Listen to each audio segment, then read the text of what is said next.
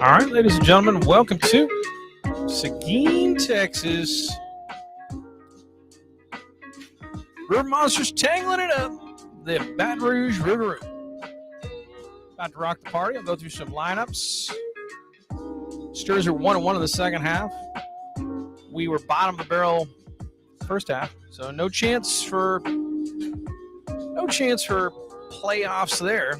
So all that matters is what we do from here forward, as you can come in first and second in the second half, and it's like that first half didn't even happen. That's how we did last year. So for your visiting Baton Rouge Rouge, leading off playing center field, number 9, Zeb Ruddle. Mr. Ruddle, 6'1", 185-pound freshman out of Monroe, Louisiana, goes to LSU, and I can tell you, I see why LSU likes Zeb Ruddle. Batting the 2-hole for the Rougaroo. Oh, yeah. We had 2 left fielders on their roster, so I don't really know who's left. I bet Zion Stevens is playing second. That's my – we didn't have a second baseman in there. Yeah. He just listed that wrong. So, number 7, Zion Stevens, probably playing second base, even though they marked it in the 7 position. For those in the know, that's left field, but I think he's the second baseman, batting 2-hole. He normally plays second. Mr. Stevens, out of Missouri City, Texas, goes to Abilene Christian. Batting 3-hole. Number 14, playing left field, Reese Borho. He's Mr. Abilene. He's out of Abilene, Texas, and goes to Abilene Christian. Hold up, buddy.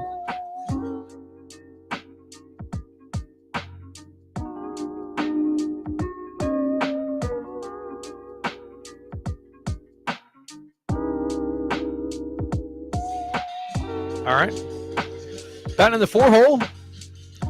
Shortstop, number 33, Josh Shelley. Mr. Shelley.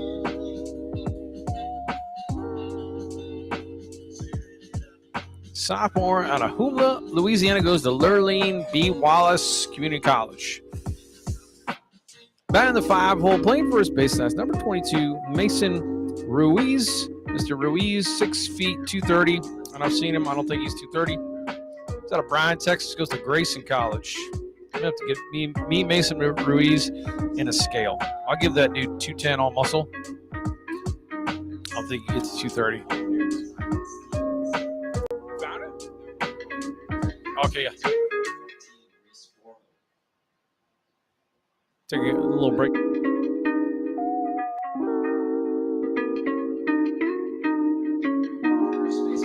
All right.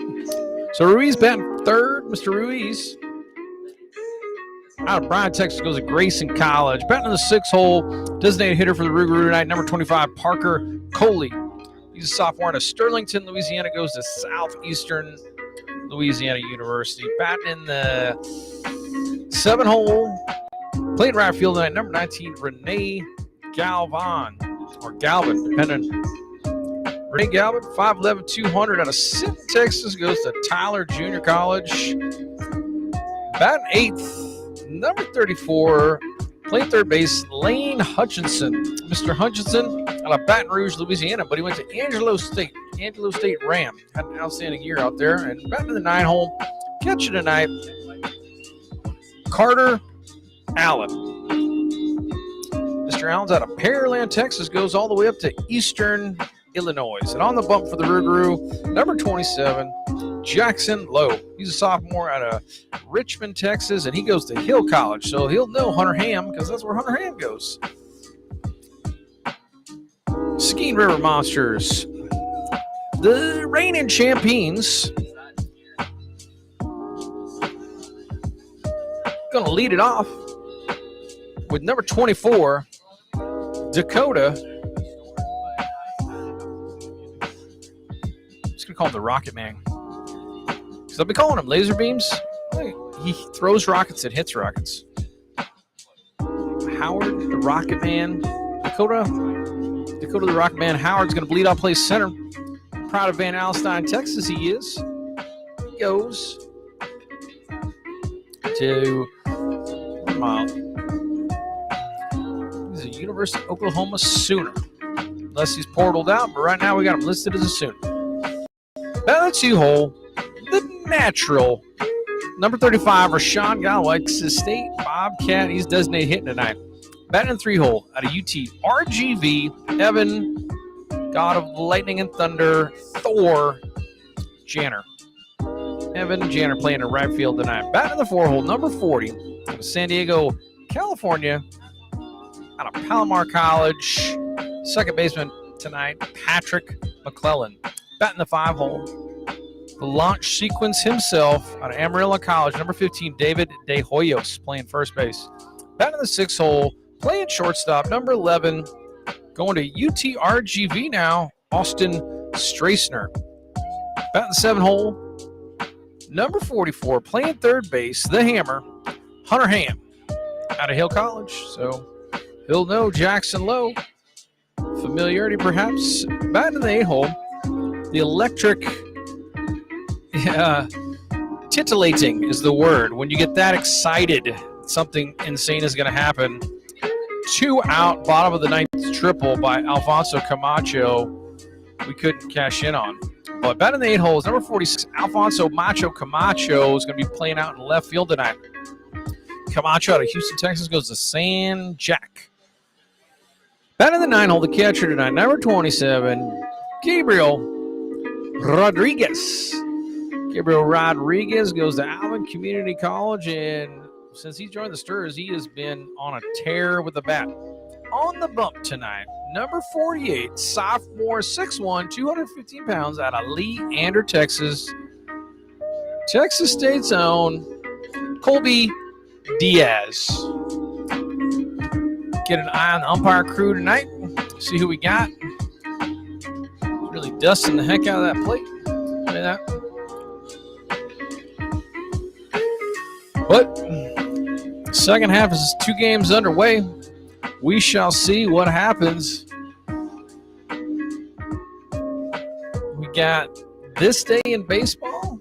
We can tease. I did the world's greatest comebacks, but this day in baseball has got some good ones today. But other than that, sit back, relax, get ready for the national anthem. We're about to rock this party.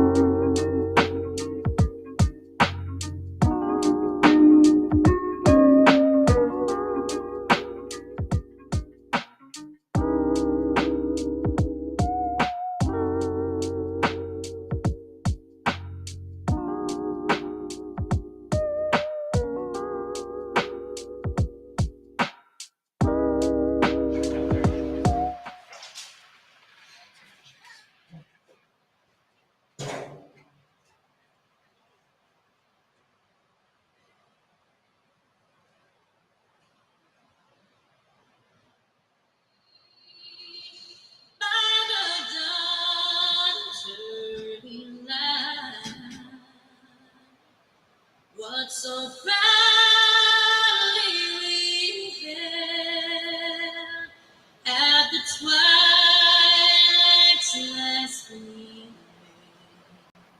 Rouge stripes and bright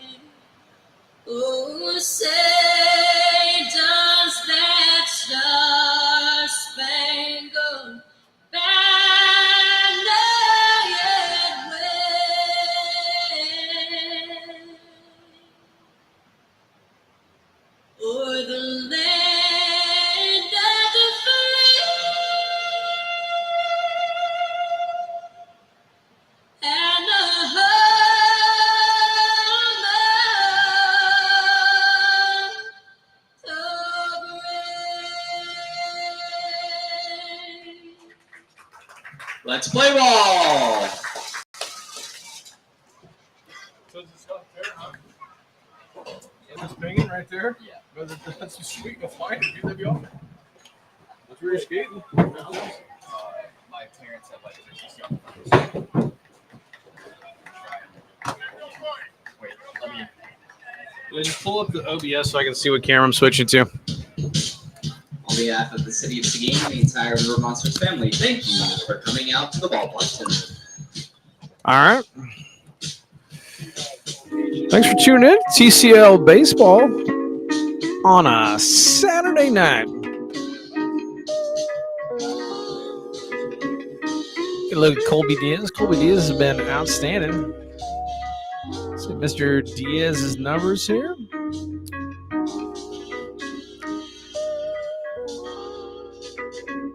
It's not at your fingertips like in the show. Colby Diaz, 11 innings pitched. 5 ERA isn't not that bad. Base on balls, only 13 Ks. 13 Ks. 11 innings pitched. So 7 earned runs. Only 5 base on balls. I like Colby Diaz starts. Also agree that it should be a national holiday when Colby Diaz starts. Of course, I'm that way with most Seguin River Monster pitchers, as it were. Rouge in town. Louisiana traveling. Tell you what, Texas can be traveling a lot in July. Only got 8 home dates. But right now, this is the third game of a 4-game home stretch. We split with the Gumbo Gators. Lost a heartbreaker last night, 4-3. The win and run, 90 feet away. Nail biter. Story for the Stirs. The bats are honestly, like last year, starting to come alive a lot more in the second half as maybe dudes are getting used to the wood, seeing the pitching a couple of times. I saw that guy a couple games ago, but the offense have definitely picked up. I still think our Achilles heel may be on the defensive end, and especially in a close game. But be that as it may, we are now 1-1 in the second half. And really, at this point, way went in the first half, trying to chase down Victoria or Brazos. But the ship is about to leave port and take off into the uncharted waters of TCL baseball Saturday night, June 29th, 2024. My camera's squared away here.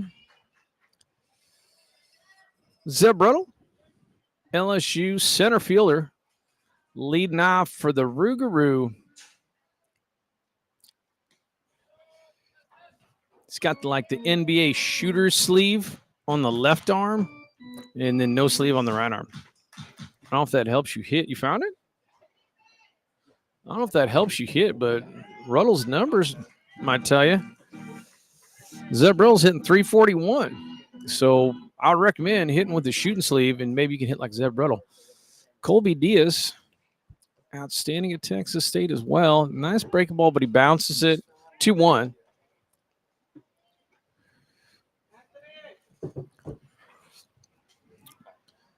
Pretty sure Diaz was a player of the game, possibly in the home opener. My memory's slipping, as they say. Brings it back to 2-2. Fouled off.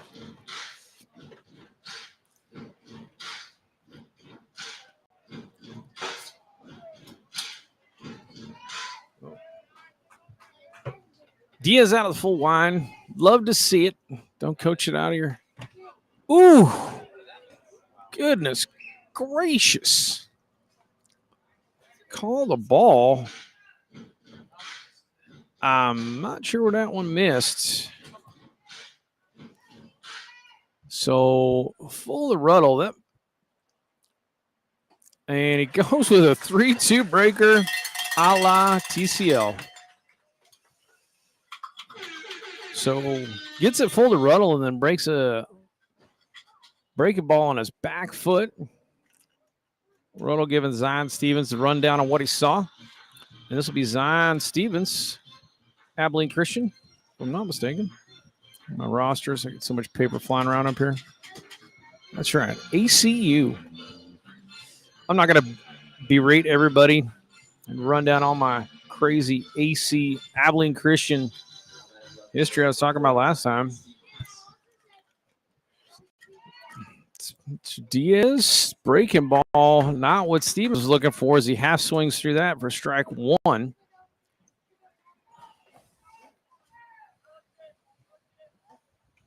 I don't know if I've actually played at Abilene Christian. I know I got the Abilene Bison, which I think is inners out there.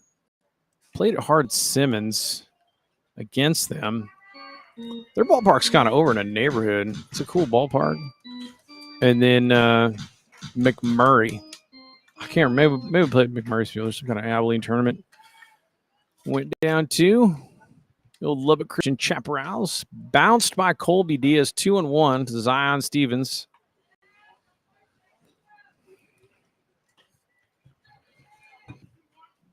Stevens hit 231 according to the stat sheet I printed out today. And Diaz goes fastball by him for strike two.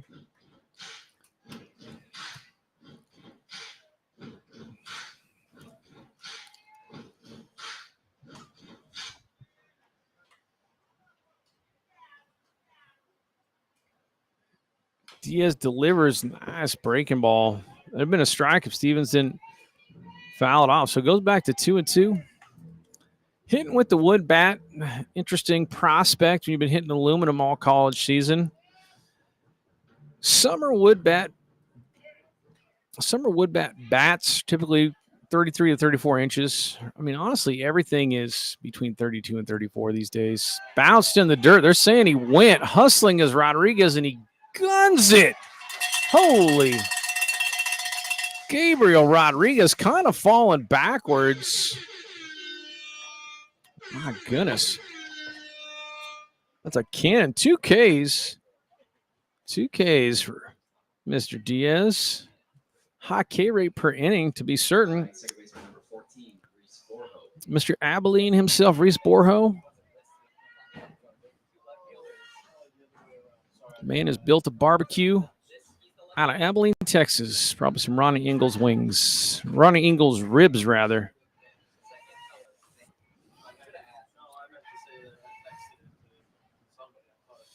Want to know? Checked it. Says no.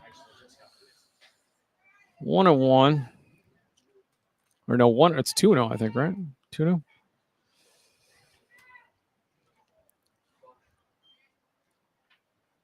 That's a strike. 2-1, I believe. Is the count. Pretty good turnout here Saturday night. Good place to come if you're anywhere near Seguin. Good pitch by Colby Diaz. Goes outside corner.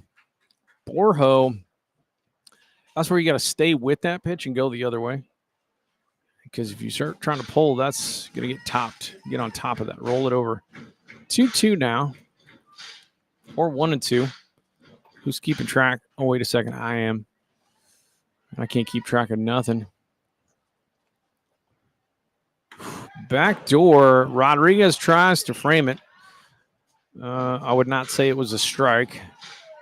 Attempted frame job. The crazy metamorphosis of Major League catching and one knee down and stealing strikes with frame jobs. Catchers are getting hit in the back of the glove because they're telling them to scoot closer. You got the old school guys who says one knee down is trash, especially with runners on base. How are you going to block like a slider way outside? You're not mobile. You're just stuck in cement because you got that knee planted on the ground already. I'm not a catcher, so I don't know, but it's an interesting conversation for a game that hadn't changed for decades. So many changes in baseball in just the last 10 years. Rattling the cage of traditionalists like myself. Broken bat up the middle. Ground ball rounded off by... Yeah, he's safe. He beats that out. That's rounded off by McClellan, but just slow enough on the broken bat.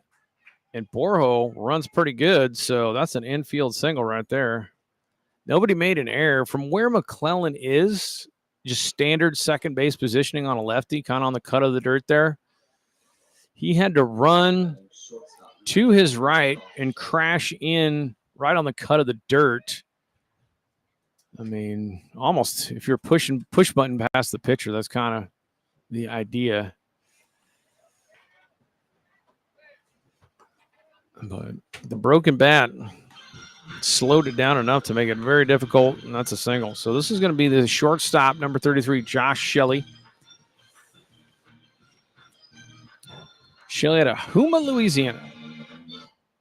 Goes to Lurleen B. Wallace Community College, which I just like saying. Bounced huge hop to McClellan. He's just going to run over and step on the bag, take away any possibility of a misconnection, and that'll do it on the 4 unassisted.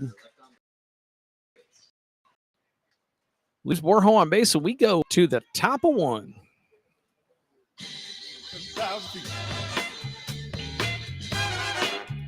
Gotta fly. Get me to get. I wanna feel the heat.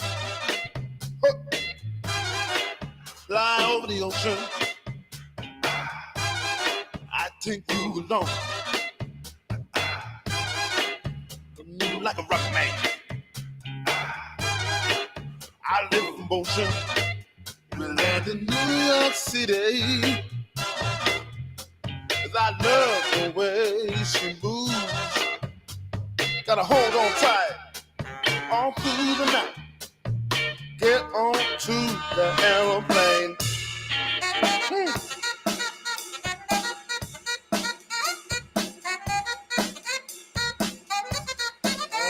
That's right.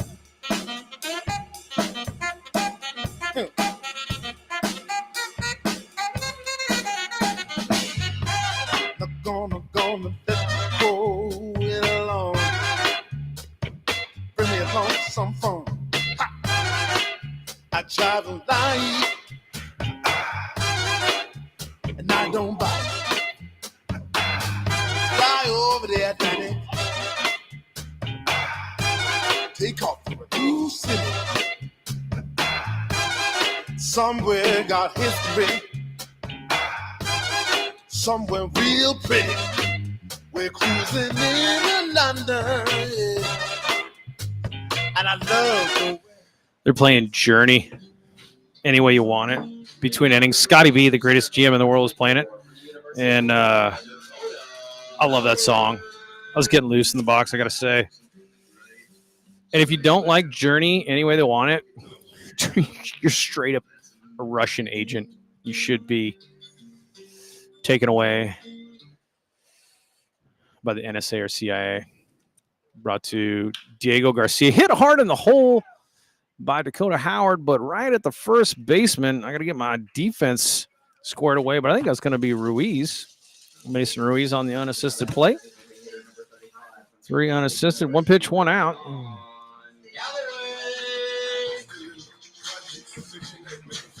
The natural Rashad Galloway.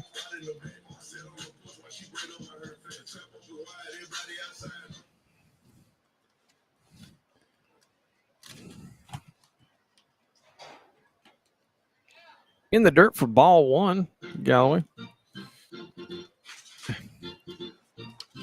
It's Renee Galvan and right. It's Boro and left. That's right. And then I know Shelley's at short, pretty consistently at short there. I'm just going around defensively, filling out my book. 2-0 to Rashawn Galloway. Mr. Lowe, Jackson Lowe on the bump for the Rouge. Ops with an off speed there. 2-1 to Mr. Galloway. Big breaking ball. Goodness gracious, man. Big slider off the plate. You got to give credit to the catcher there. Carter Allen reaches, snaps it back, but not consistent. Galloway, full swing, skies it foul.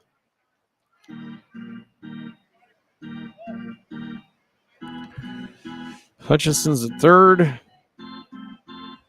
Borho and left. Yep. All right. So this is, I think, my first look. I don't think we've seen Jackson Lowe before, but maybe we have. Look at the cut of his jib, and he unleashes one and hits the mascot. Count goes full. The Rougarou going with the black tops and gray bottoms today. I don't know if they got the crazy socks like the stirrups like the Gumbo Gators of Victoria. Oh, hangs a breaking ball, and Galloway gets fully extended and hooks it foul into the volleyball courts. Full count again.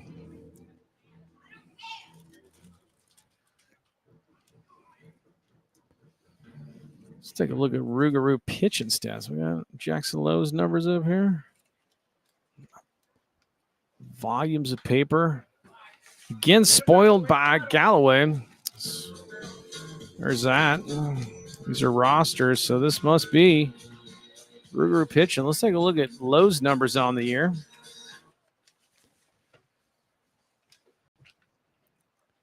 Whew, he gets Galloway on a breaking ball down low. Would have been ball 4, but that's tough to lay off with a full count. So a little bit of a battle there, then a K. 2 down.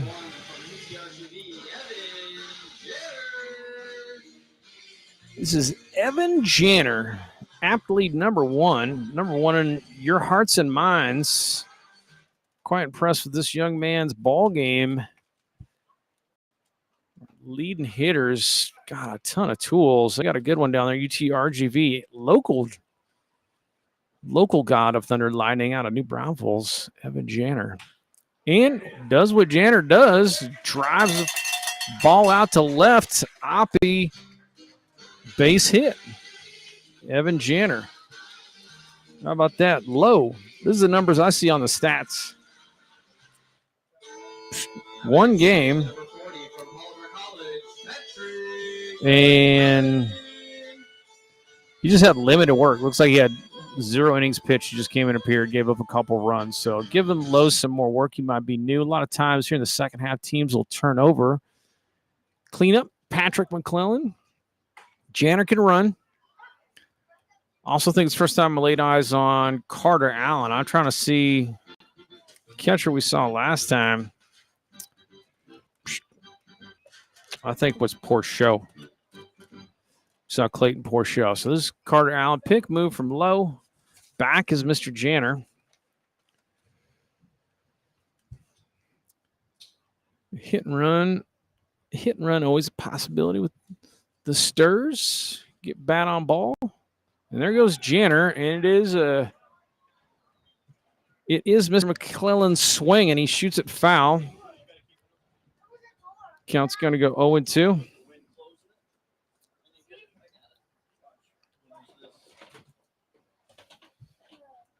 To McClellan. Janner probably stealing again. No, he's going to take a breather. Fastball's up 1-2. Sometimes you don't go back to back. You just did your sprint work. Probably moving again at some point. There he goes. And McClellan does it to him again, fouls it off. What's up, buddy? Okay. So McClellan spoils a couple pitches, keeps it 1-2. Both foul balls. Janner was in motion. Getting that head start with 2 outs. Why not? You're going to have to get a look at Carter Allen's arm sometime if you don't have any history with him. Carter Allen. Yeah, he's out of Eastern Illinois. He's up there in the Midwest. Midwestern folk, I have found, have been eminently funny and affable people. I've frankly moved to the Midwest. It was so dadgum cold. Had some history in Montana with a job I had shoveling my driveway for years. About 3 years of that. I'm good. I'm good on that one. 2-2. I'll take the 102. I'll take the 106s. I'll have to wake up at 6 in the morning to shovel my driveway. Come on, dude. Look, get a snow. Dude, I had a snowblower. Oh, and he gets McClellan with a high cheddar. Does Lowe. No runs, 1 hit, no errors. So 2 Ks for Jackson Lowe. As I wax philosophical about Carter Allen's Midwestern lifestyle and snowed-in driveways. But Lowe, single from Janner, gets stranded there. 2 Ks. That one on the cheddar with a sharp cheddar. And we go to the second inning. Top of 2 coming your way.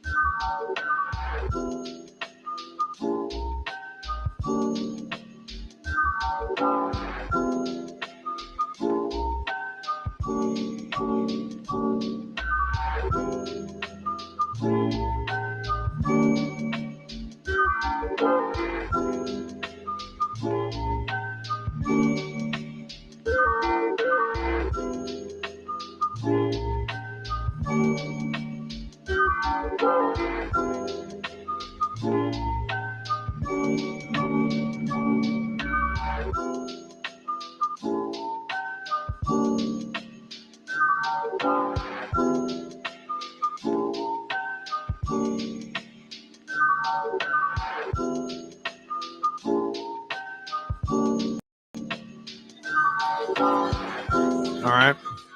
Lewis Suit. Let's do box shout outs and then out in the world shout outs.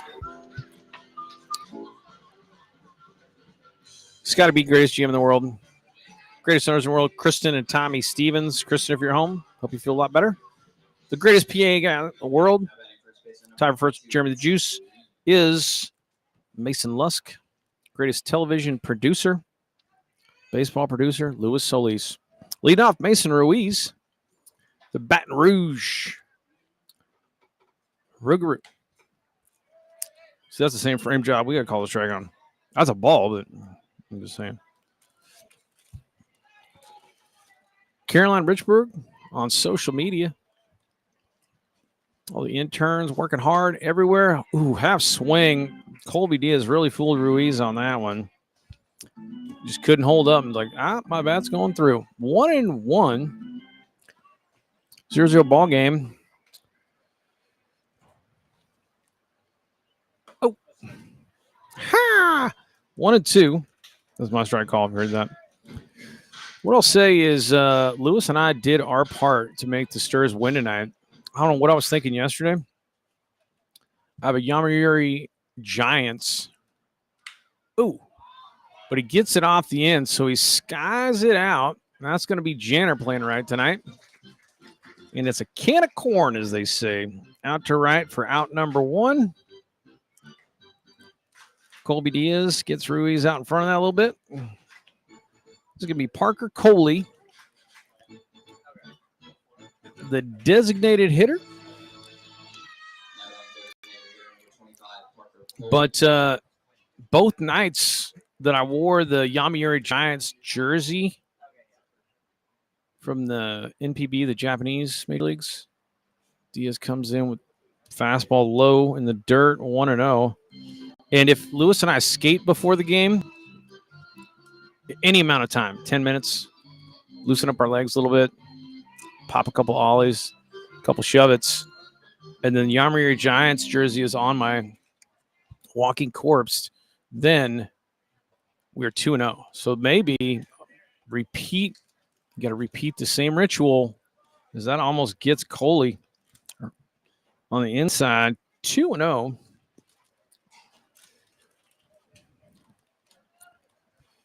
And I'll hit you with your first June 29th. That's a good breaking ball for strike one. I'll hit you for the first June 29th stat. You're going to love it. June 29th, 19 05. What could interest me then, you ask? That was the day of the one and only inning appearance of the rather famous Moonlight Graham, who, of course, story gets told in The Field of Dreams. Great movie. Full count now to Parker Coley. So Moonlight Graham wasn't just in Hollywood. He was a real baseball dude. So Coley gets a hold of that one, going back to the track and making the catch.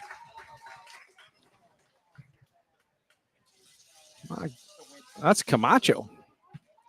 Yeah, getting out to left is Smokey Joe. So Camacho back to the track. I was like, it's not McClellan because McClellan's the second. So Camacho, the starting left tonight, goes all the way back. Coley didn't get cheated. I can guarantee you that's a bomb in a lot of TCL stadiums. Smokey Joe, my goodness, you gotta come with another level of launch boosters.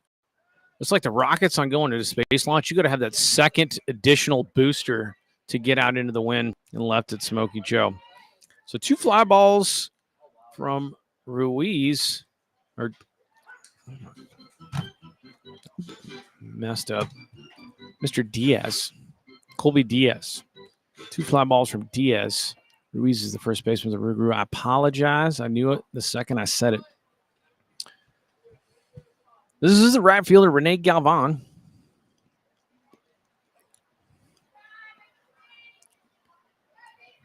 Two one. Good breaking stuff from Diaz.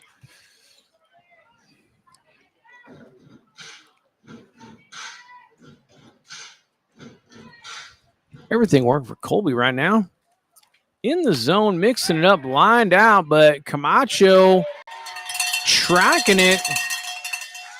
3 fly balls, and that'll do it. 1, 2, 3 for the Stirs. We'll go to the bottom of the second. Y'all think second about that Field of Dreams. Crazy movie that was. And then check out MLB doing a lot of things wrong. Every once in a while they do a few things right. And that Field of Dreams game is pretty sweet.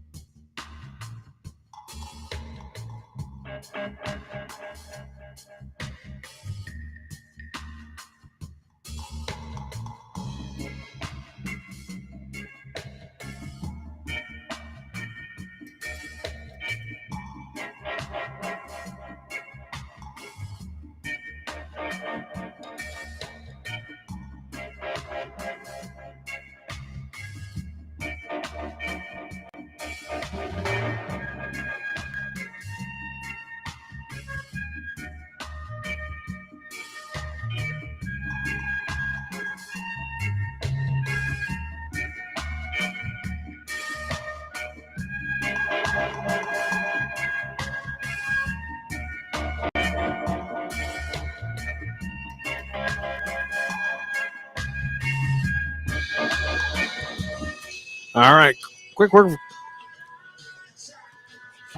Colby Diaz, and we are into bottom of 2, led off by David De Hoyos. Now batting first baseman number 15 from Amarillo College, David De Hoyos. Got 2 bombs on the year. Out to left at Smokey Joe. One of those days is blowing pretty good. Coley got a hold of that one, no doubt. That's gone in a lot of places. The wind is blowing pretty good today, more than normal. Breaking ball from low. Gets De Hoyos swinging, and now it's an 0-2 count. Nice turnout on a Saturday night. Dirt ball from low, 1-2. Thanks to our sponsors, CMC Steel, providing those baseballs right there that you see. And Centex for the bats. Lovers of baseball, they say. But Moonlight Graham, half inning, defense, never got an at bat. Real thing. Oh, my goodness. Off a shoulder. Oh, that might have got him. Nope, full count. Okay.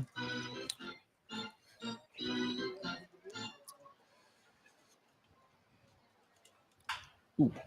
Hangs a breaker, full count. I'm telling you, breaking balls at full count is almost automatic in the TCL, I swear.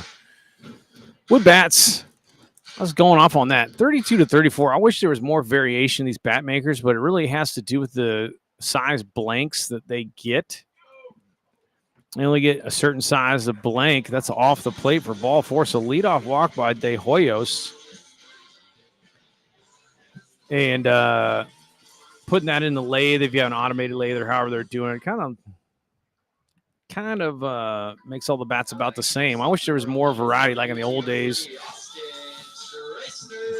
Austin Stracer, the shortstop tonight, transferred to UTRGV just a few days ago, was announced. Had some injuries come back. Outstanding fundamental player. So big hole on the right side for Stracer. But a lot of the wood bats you find in the summer bat leagues are trying to mimic.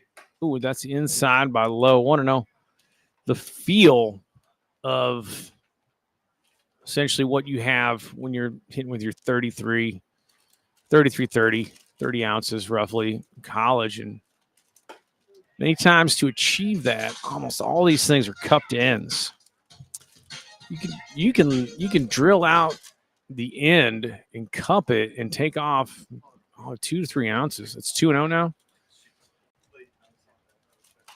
But consider this interesting book called The Physics of Baseball. When you do that, you're actually moving the sweet spot down and you're shrinking up the sweet spot on the barrel of the bat, cupping the ends.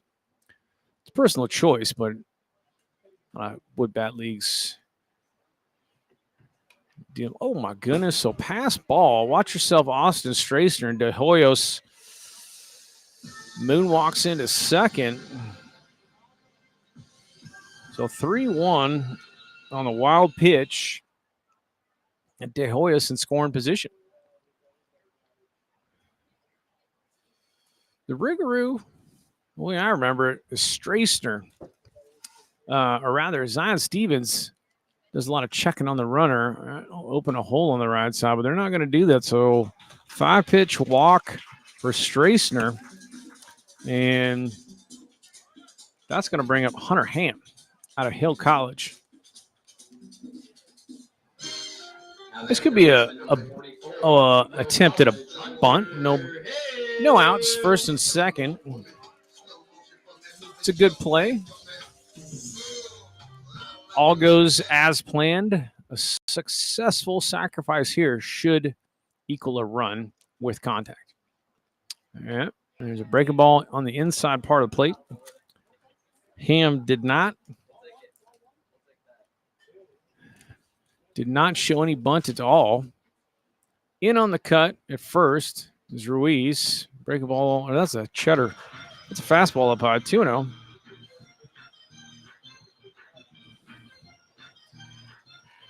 So then maybe they said 2 walks. Let's just see what happens. Without the bunt. Bounced into himself. Foul.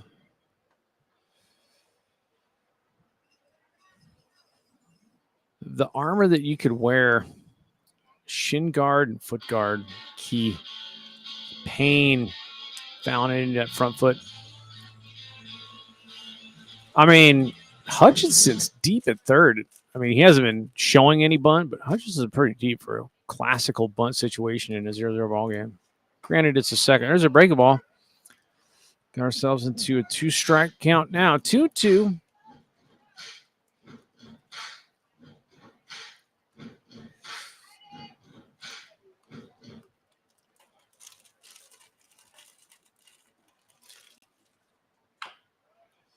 Bounce foul. Hunter Ham battling. Shoot one anywhere.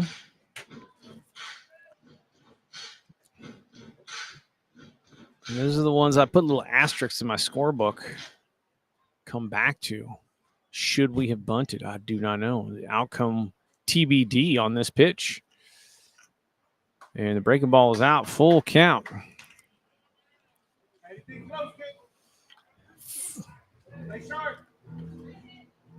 Full count to the Hammer.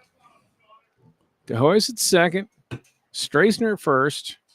Oh, and he lines it the other way. And DeHoyos didn't get enough jump on that one, so no chance to run on Galvin's arm. That's why he's a right fielder. And bases are juiced now with a single by Ham. Full count. Had to come to him. This is going to be Alfonso Macho Camacho, the left fielder. Hit a triple in the bottom of the ninth with 2 outs, and we were down by 1. Almost lost my mind. We couldn't cash that check. Could not cash that check and tie the ball game, but, man, it was a thrill. So Macho Camacho against Lowe, bases loaded. My ideas for bunting are moot now, and Lowe misses outside.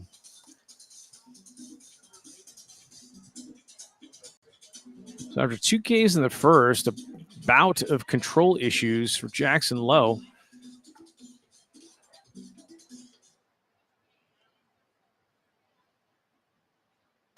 And that's off too. 2-0.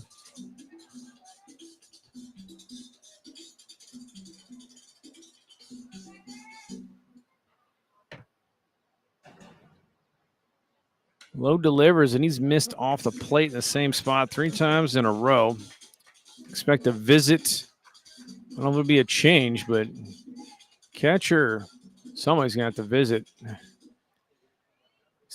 It back gets away from Lowe. Camacho taken low, but gets called a strike.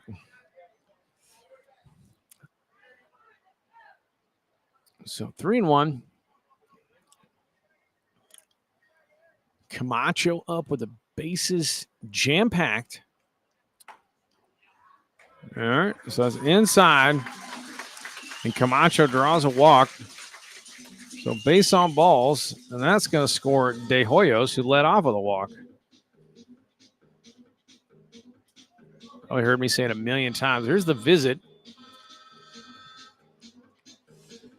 So Cody Jamison, Rouge, assistant coach, coming out, saying the walks will kill you speech, trying to see how he feels as well, what's going on. And we'll just do a little bit of that. Take a break.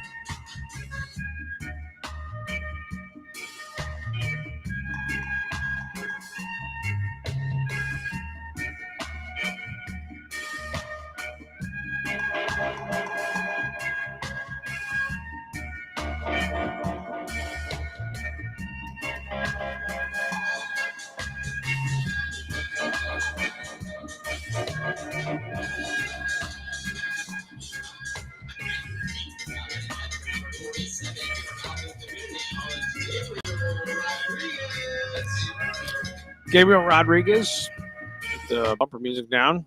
Low drops in a breaking ball, so the visit did something. Change arm slot.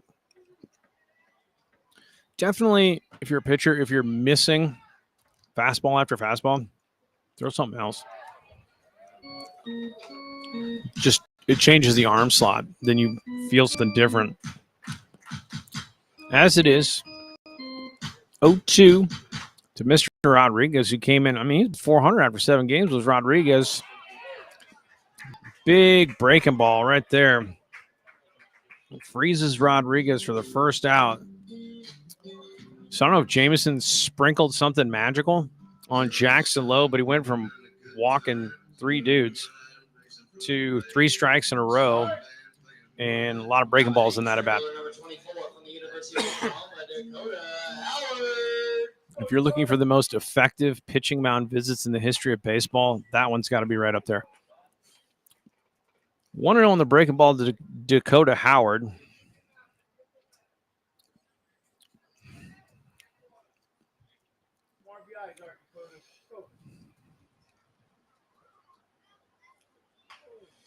In on the hands.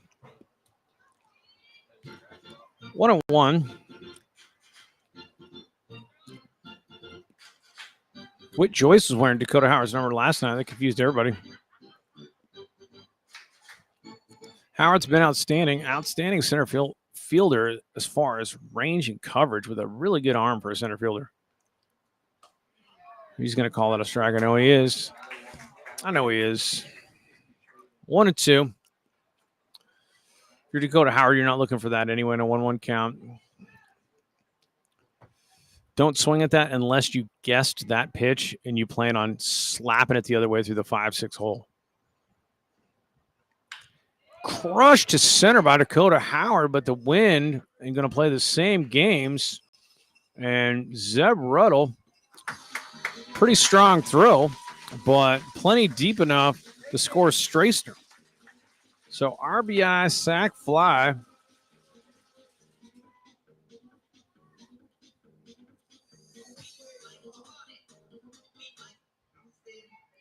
Sac fly for Dakota Howard. One bibby there.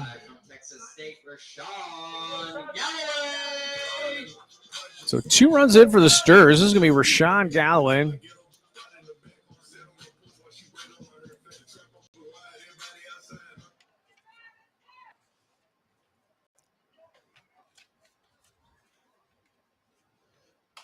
Low, in on the hands. Galloway, as of yesterday, was hitting 270 with a homer, 10 bibbies, 350 percentage. On top of the league leader, I believe in RBIs a number of weeks. 1-1 from Low. 2 down. You got Ham. He blistered a ball to right on second and does run well. So if we get a read and a jump, something hit by Mr. Galloway. Let's call the ball. 2-1.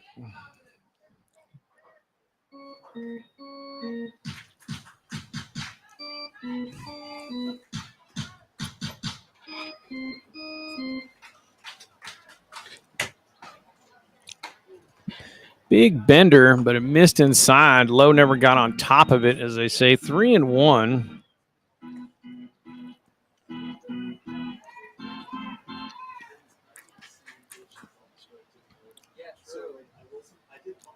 There's that breaking ball again. Induces a skied foul ball over to first. Ruiz under it. Makes the play, but the Sturs get 2 runs. Couple of walks. Sac fly. Hit by Ham. Sac fly by Dakota Howard.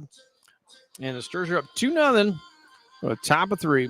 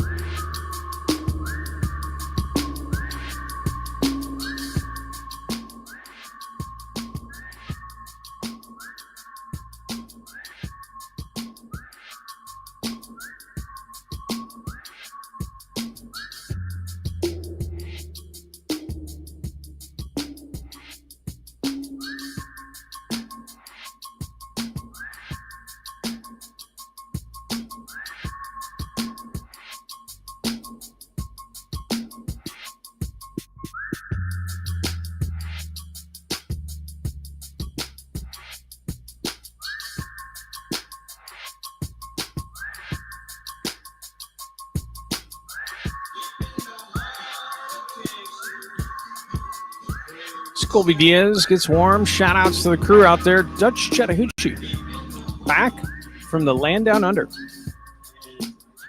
to Australia. business pleasure in scouting Australian baseball players with Mr. Nakatomi. He just throws money at him, takes him to Japan. That's how that happens. I've been to Australia, but not the traditional part. No, the Northern Territories where I went, the Outback. I think it's the Outback. I don't know. But if you've never been to Australia and you've never been to Northern Territory, it's a lot like Texas. Pretty dry, brushy, a lot of ranches. And everybody drives a big white truck with a huge deer guard. There's not a deer guard. It's a kangaroo. It's a kangaroo guard. They run over kangaroos out there in the middle of the night, flying along. Wild, huh? Welcome back, Dutch. Leading off, Lane Hutchinson, Angelo State Ram. Angelo State, national champions last year. Couldn't have happened to a better outfit. They do things right out there as Hutchinson swings through a nasty Diaz breaker. 0-1. And Rams will play small ball, but Hutchinson can stroke it too. Nice pitch by Colby Diaz.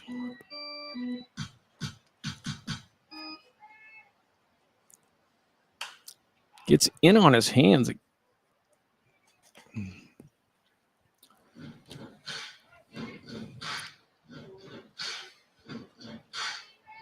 1-2.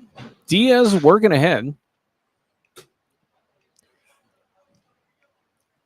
I don't know when Colby Diaz gave up his earned runs, but I don't think it was at home because every time I see him, he's lights out. That's lined for a single. Played off by Dakota Howard on a hop and filtered back in. Leadoff single for Mr. Hutchinson. He hit well over 300 for the Angelo State Rams, did Hutchinson. So he's aboard. This is the catcher, Carter Allen. Whatever Mr. Allen's doing up there in Eastern Illinois, where he plays ball. Nice breaking ball from Colby Diaz, and he's like, I don't know where that is because you're calling everything else. That's our first visible frustration with this umpire zone, which I'd also agree doesn't make a whole lot of sense. That's a strike now.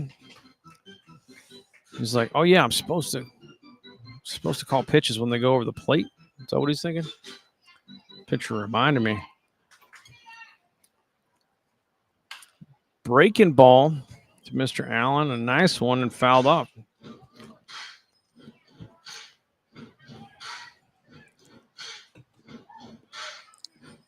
Rouge don't run as much as some teams.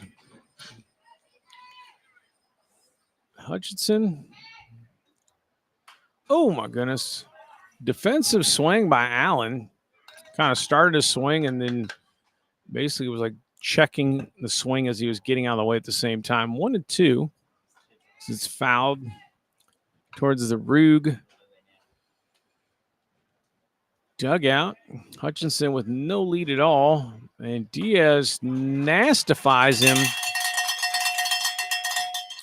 with some sort of concoction out of the breaking ball laboratory and gets Allen for the first out on the K. This will be Mr. Zeb Riddell. Got to a full count, and then Diaz got him on a breaker down and in the first.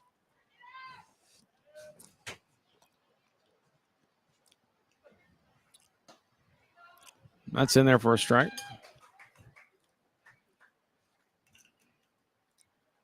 It's like the hard slider.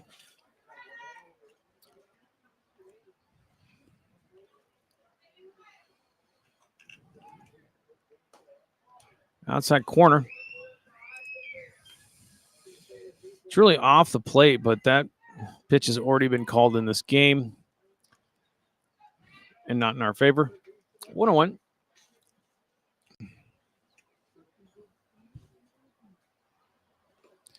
Breaking ball bounced, though, and it gets too far away from Rodriguez. So Hutchinson able to move up. He does the two-step down to second. 2-1 to Ruddle. Diaz off to the first base side of the pitcher's plate. People call it the rubber, but look in the score rule book. It's called the pitcher's plate. Bounced over to McClellan, gets a good hop and on to De Hoyos. But ground ball to the right side will move Hutchinson up one more. So 4-3, 2 down on the ground ball to second. Hutchinson like a pawn in a chess game, moving one square at a time. Now third, but 2 down as the second baseman, Zion Stevens, comes up. Correction, second baseman number 7, Zion Stevens.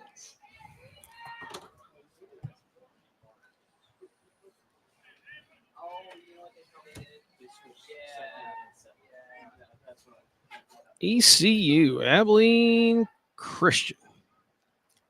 They're like the Wildcats or something. Oh, there's some kind of cat. Breaking ball from Diaz misses nowhere. Zone. That's a good first pitch breaking ball. I mean, if you're not gonna call that corner, don't call it against us. I'm just saying. 1-1.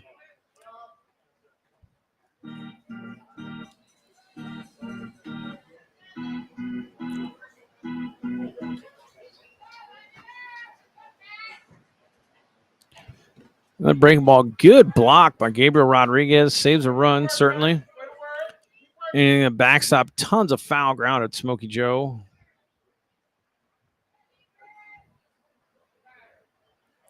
It is Willie the Wildcat. They're the Wildcats out there. Shed piece. High petrol from Mr. Diaz for strike 2. 2-2 now to Zion Stevens. Abilene Christian Wildcats. Bobcat versus Wildcats. Ornery Cats. Ornery Cats, and the Bobcat gets the best of it and freezes Zion Stevens on the fastball for the third out. And we go to the bottom of 3.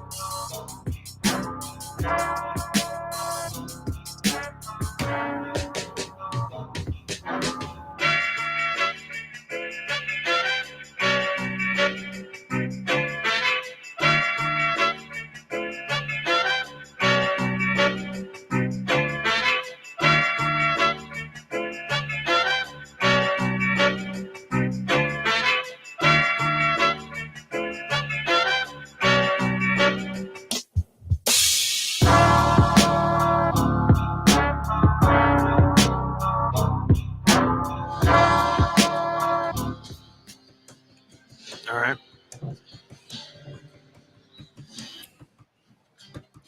Now batting right fielder number 1 from UTRTE, Evan Jenner. Thor Janner roped a single on the first. Going up against Jackson Lowe. Stirs with a 2-run lead. Oh, Channer taking a hack. First pitch guess in there. Swings through. Lowe pulls the string on him a bit. Other people in the crew, if they're out there tuning in, MILB Hat Billy. Some outstanding baseball content and basically documentaries about baseball as a breaking ball comes in for strike 2. And the ATG, all-time great baseball dudes. Great show. Great show. I'm going to tie for first with Johnny Carson in the Ed McMahon days. ATG and their whole crew are doing. 1-2. Oh, burner. That'll go foul, but it was spinning too hard. It just hung on the line. So worm burner, ground ball to first for Channer. And it's just taken by Ruiz for the first out.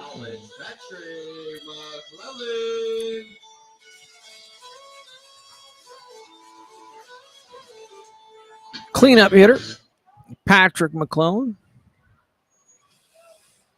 against Lowe. Bounces it in there. The first offering is a ball.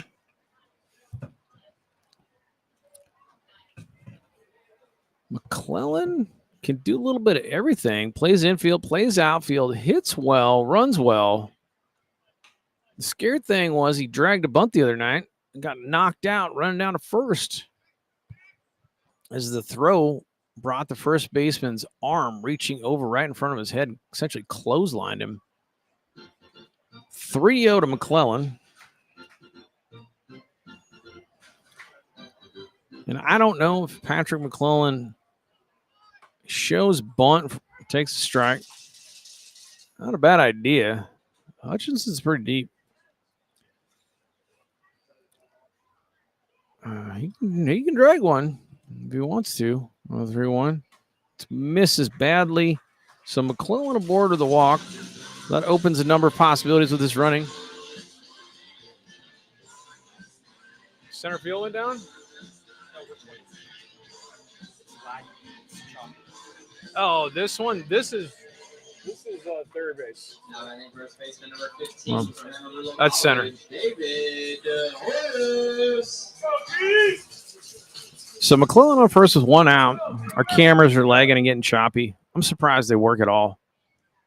It's the most DIY, duct taped together outfit you've ever seen for a baseball broadcast. That misses outside to De Hoyos.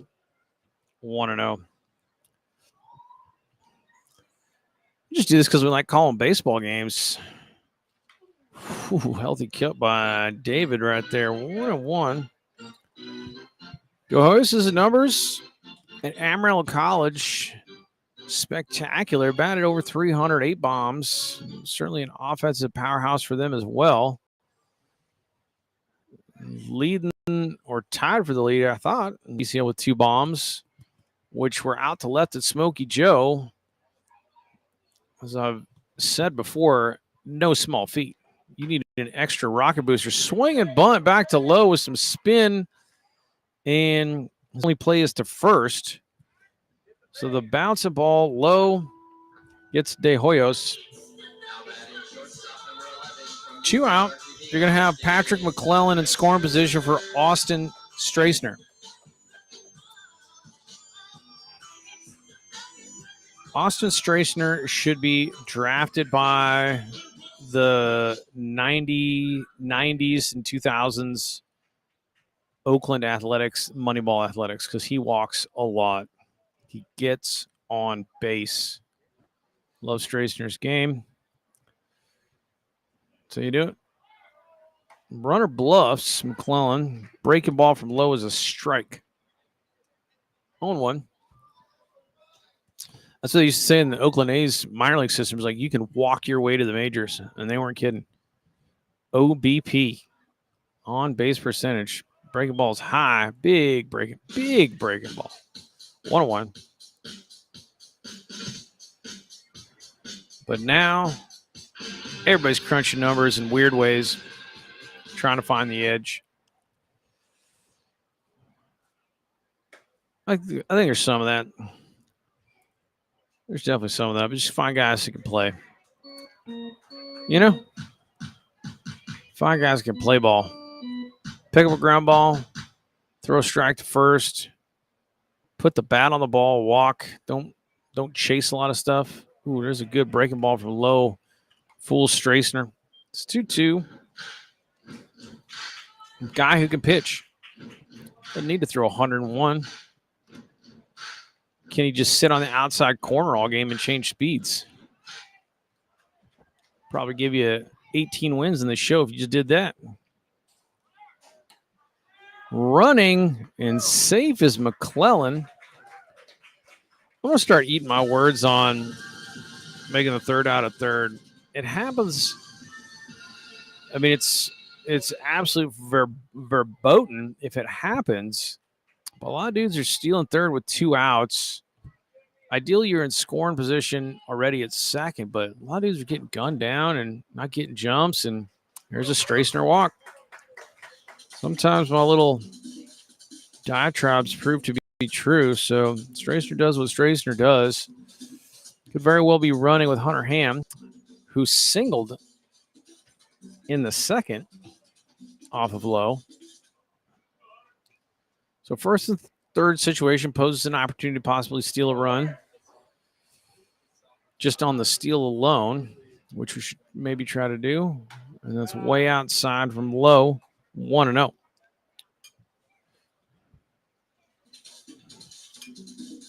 The data analytics of baseball. Getting pretty nerdy. And there goes Strassner. Good pitch for Allen to throw on, and Strassner still steals the doggone bag.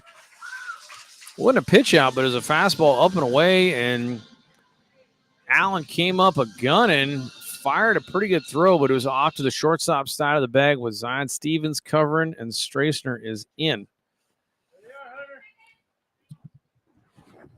So the Hammer with 2 men in RBI position, and that's off the plate, 3-0. Hitters count, green light the Hammer. See what he does. I'm trying to yank it in this wind, just drill it up the middle. So low pumps one right down Broadway for strike 1. I'm telling you, I mean, it's great that people could throw 101. Breaking ball is low. Oh, my good grief, dude. You don't have to stop just calling a zone. I mean, that's caught. I could see, look, the glove was almost on the ground. 3-2 to Ham. Okay, yeah. Take a pause before you throw your bat. You don't know what he's going to call. So breaking ball way out, walks Ham.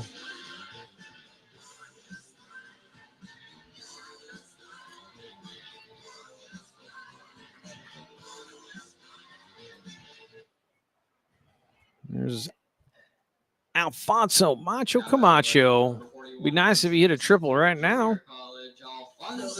That's what he did last night.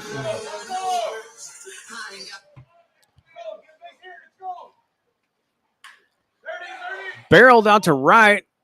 Oh, my goodness. Almost a misread by Galvin. Camacho's got some pop the other way. That's for sure. So he's stranded, the bases loaded, but I can't complain about it because Camacho got his pitch and put a good swing on it and hit doggone hard. That's just the way it goes. F9, we go to top of 4.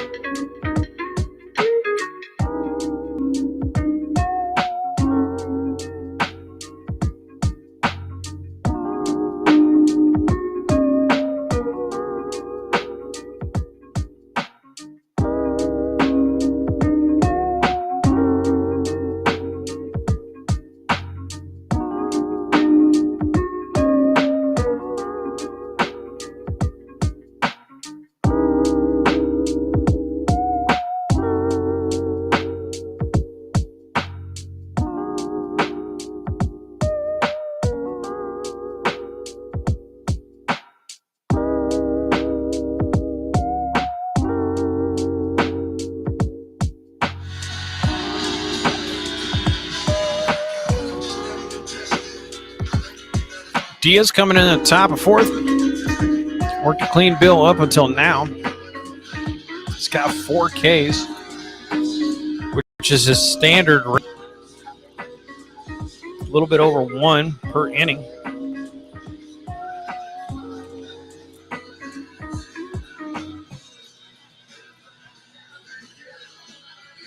It's going to be number 14, the left fielder, Reese Borho.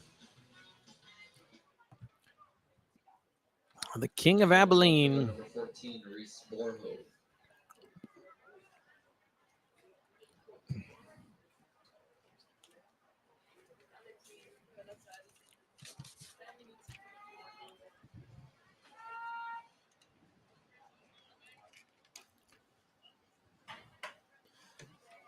Diaz from Leander. I've been up to Leander many times. It's where the light rail from Austin stops, north of Austin.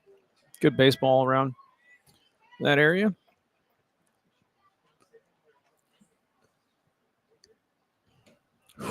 He did. I don't think you need to ask. He offered. I thought he did. Maybe he didn't. 2-0.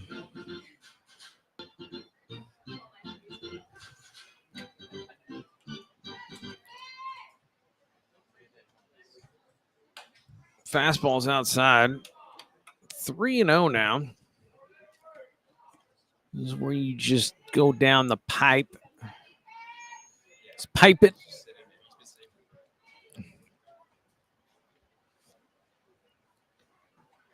Outside corner. It just doesn't seem like we're getting the same zone. I mean, Hunter Ham's getting questionable. I don't know.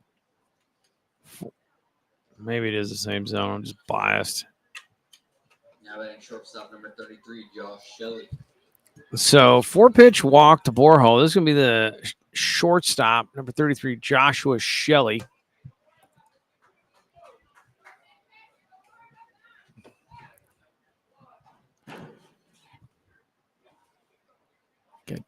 Oh, pick move.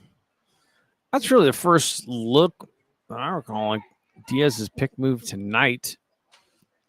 Pretty good. Side slings it over there. I'm going to keep an eye on Mr. Borho, who does go, and it's lined out. That could be a double play with Janner's arm. Takes his time and throws an absolute strike. Evan Janner, mature beyond his years. Double play on the hit and run, backfires. Flied on a line out to right while Borjo's running. And he's the second out, but Janner caught it. And instead of freaking out and uncorking a huge fastball, which he does have a cannon, and maybe throwing it away, he gathers himself, takes a couple extra steps, lines up De Hoyos, and just fires a strike over to first. Double play. Thor. Mason Ruiz, the first baseman.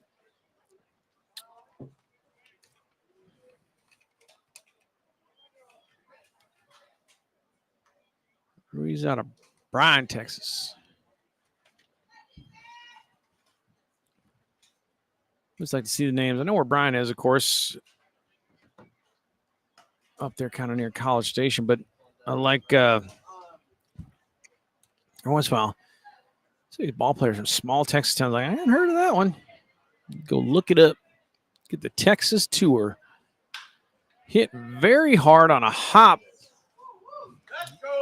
over to McClellan. And that's a 4-3.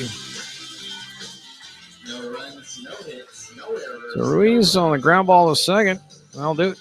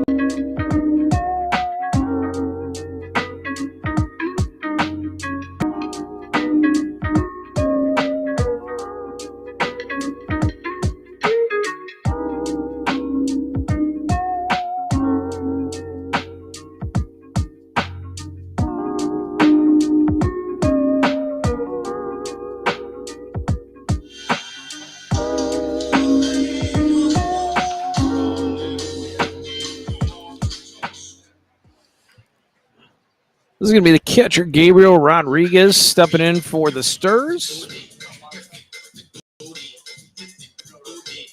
Thanks to our bat sponsor, Centex Baseball. Centex Baseball.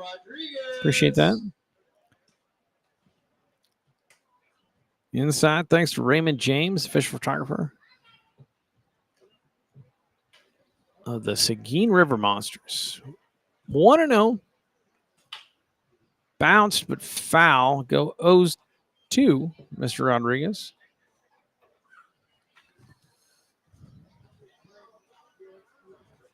The 0-2 or 1-1? I do not know. I thought I called the first one a strike.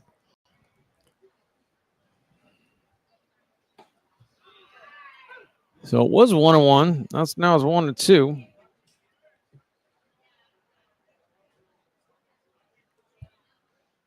Low working against Rodriguez, who chops it foul.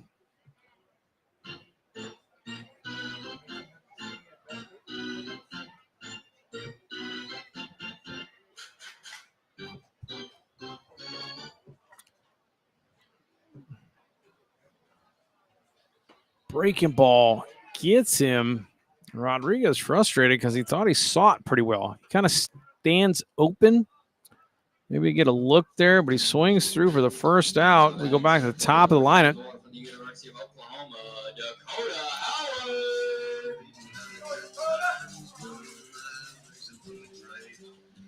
Dakota Howard. Sack RBI in the second. Drilled it out to center.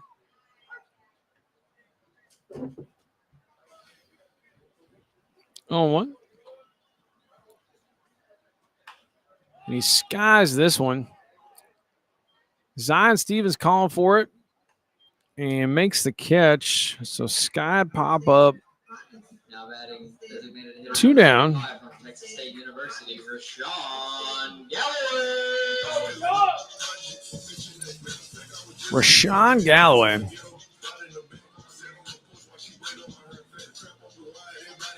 Like Mr. Galloway's approach to the plate.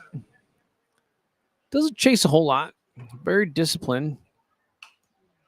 Gets his hacks when it's in the zone. Fouls off that for a first pitch strike. That's where it starts.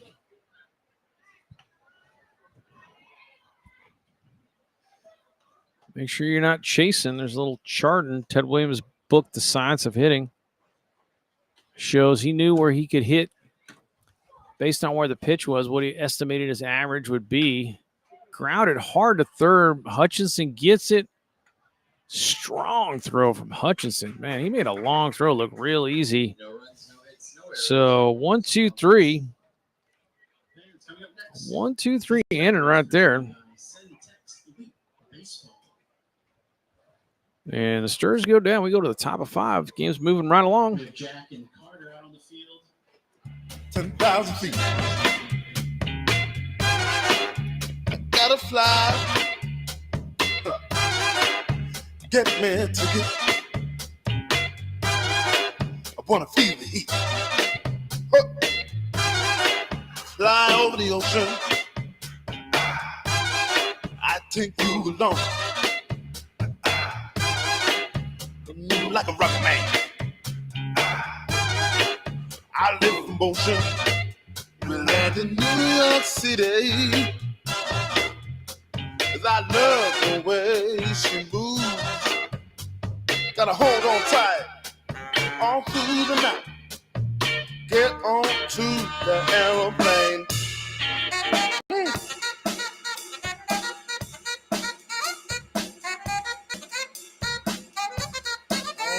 That's right.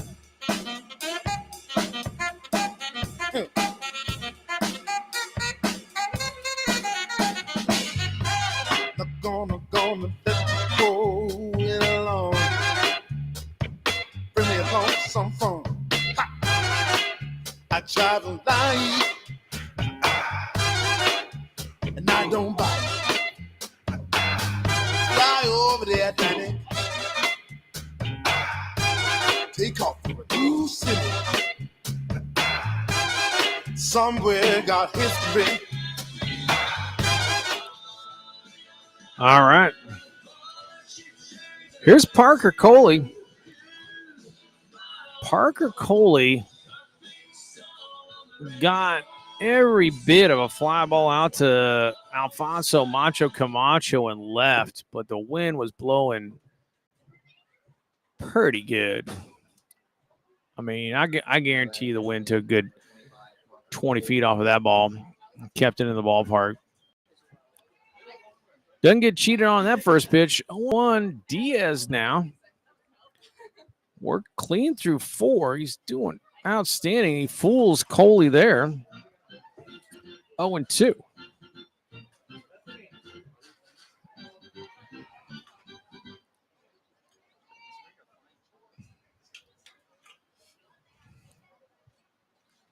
Whew.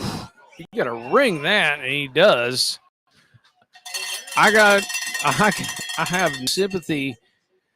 Is that's outside corner, and based on the zone that's been called, that's definitely dudes have been rung up on closer stuff or further stuff than that. So reverse K. Maybe it was a strike, maybe it's not, but the zone that's been going around making circulation tonight, it's like if he doesn't ring him there. On call. Oh, bounced over McClellan. Nice blow. Gets him on the tag. We never get that call. Every time our first baseman comes off the bag and tags a run, they say, no, he missed it. So he gets Rene Galvin to bounce the first pitch to McClellan.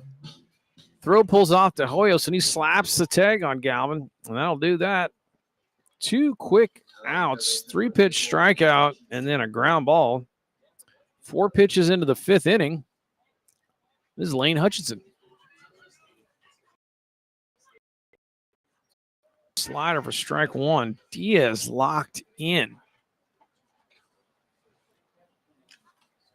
Colby Diaz. I think you got to have a windup. That's why you shouldn't coach the windup out of dudes. Diaz doesn't go over the head like Nolan Ryan and all that, but he's got a windup, and I think some of it's just like rhythm. Just step and throw.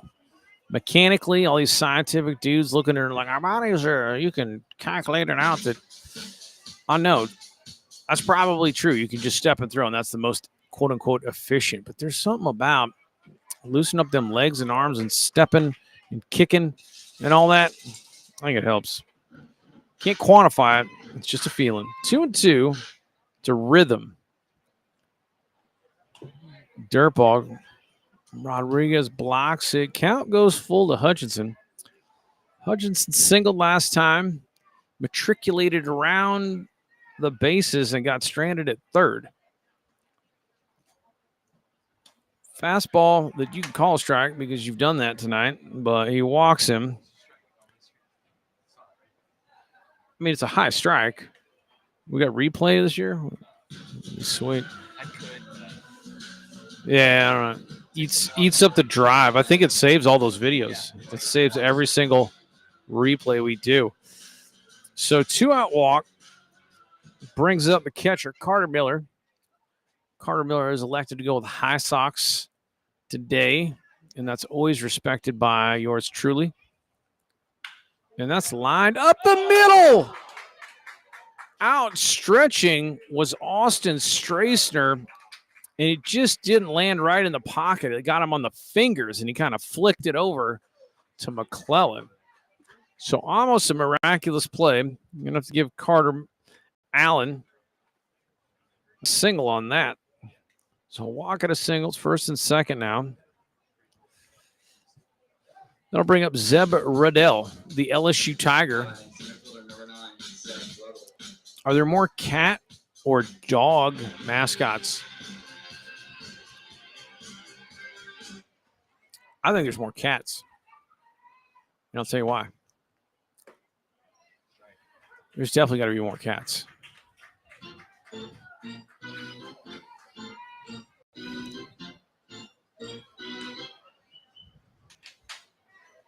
Oh, one. Bounced over in the hole. Good gracious. Don't try Janner's arm. So a single by Riddell. Gets into right. And all of a sudden the bases are loaded. As fast as we were trying to run through the inning in 4 or 5 pitches later, there's 3 runners on. Baseball's a crazy game. This is going to be Zion Stevens.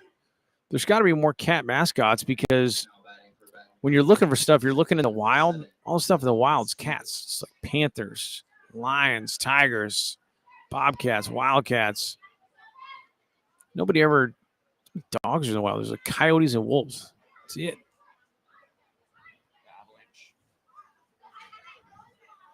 See, they do, but they're called the Avalanche. So I don't know. I don't know like the actual name. There's just these cats everywhere. Hemingway was a cat man. Stevens swings through the first pitch, 0-1. I digress. Could be.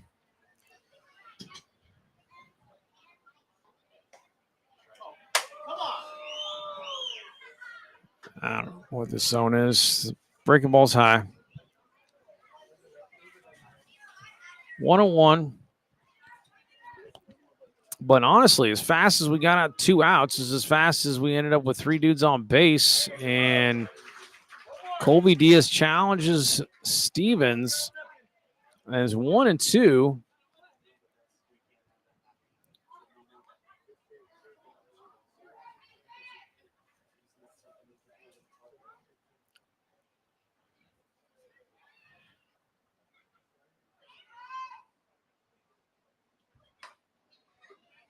Fastball outside.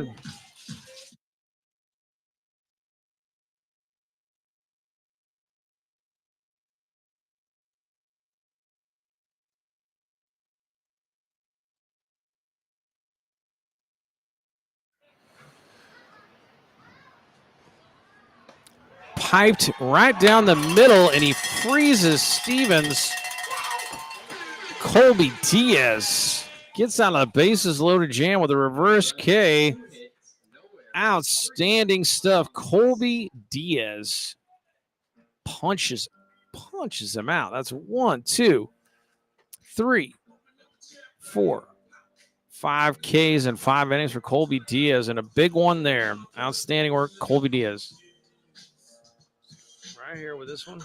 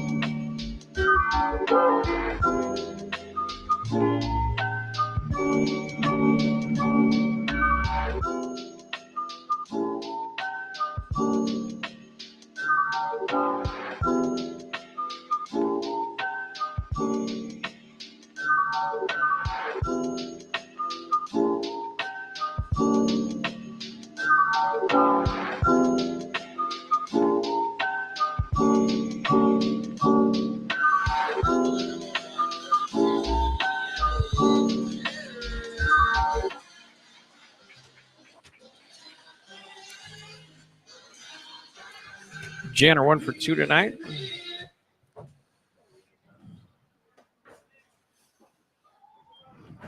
Low misses with the first pitch. I'd probably be complaining about that pitch if I was a Rougarou guy. So I don't know how one way or two way the zone is, but it's not perfection. Probably better than I would call. I'll give the umpires that. Better than I would do, but for the guy in the box who's just trying to have an at bat, it's frustrating.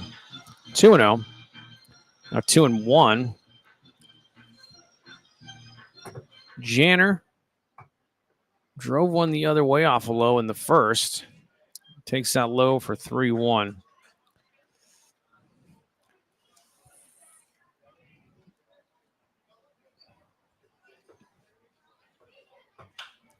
Scott. Shelley under it. Pop up out to shortstop, 1 down.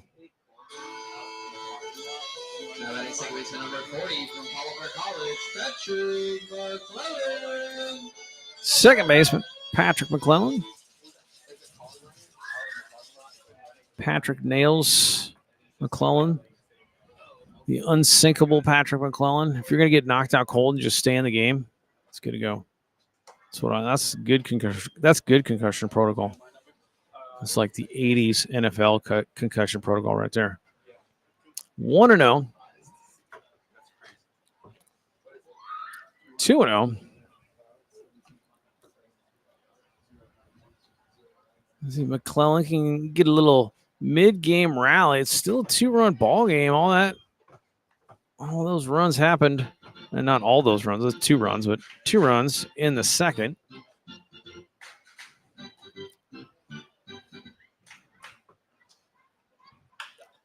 Bounced, but foul. That'd have been a heck of a long throw for backhanding Hutchinson, but dude's got a pretty good-looking arm. 2-2 now. McClellan walked in the third and works at full here.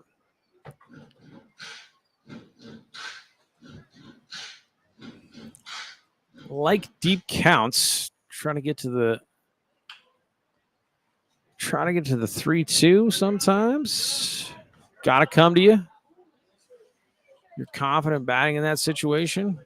You know your zone. Umpire isn't totally horrendous. That's what it's about. Full count. And it gets in on him with a breaker and skied out to Zeb Ruddle. Long run, but Ruddle ranges into shallow left really and gets it.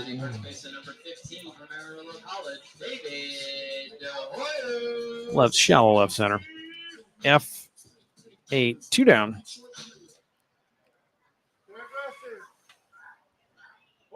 David De Hoyos. Man can hit. There's that low breaking ball for strike 1. 0-1. There it is again. De Hoyos. Hutchinson comes around it. Keep your eye on Lane Hutchinson. So that's a ground ball down the third base line. Got in on De Hoyos' hands a little bit, but graduate level third baseman fielding by Hutchinson. I mean, they teach shortstops to round it off like that, but fundamentally, Hutchinson comes around it, scoops it as he's running to first, comes up, sets the street, and throws an overhand strike instead of some side slinging strike. Yeah, that's a pretty good third baseman right there. All right, we'll take a break.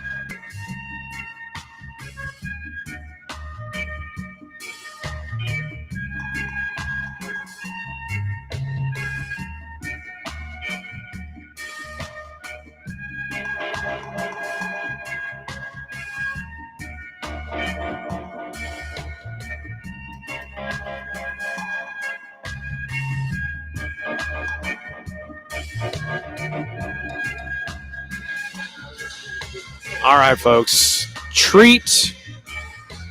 Saturday night treat on the bump. Honestly, there's a lot of Seguin River Monsters legends, but this man is one of them. Yuli Tovar, his nickname is now the franchise player. Only 3 years stir, all 3 years out here. I like Tovar's stuff from the get-go. Good velo. Great stuff. Great dude. He's at UTRGV. Excellent arm on Yuli. But 3 years stir. Lived through the first year campaign, which was a tough one. Second year campaign, first half was a tough one, and then magical. And here he is again trying to bring the Yuli Tovar magic. And he's going to go against Reese Borho.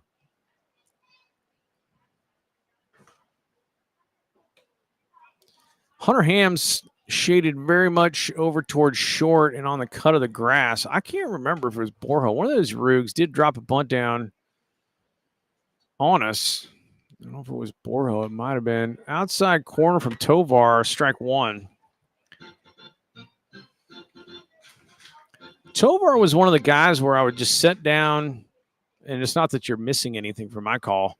I just set down the headphones, like go down and sit in the front row right behind home plate to watch his stuff. And I was surprised how hard he was rushing it up there. 2-1.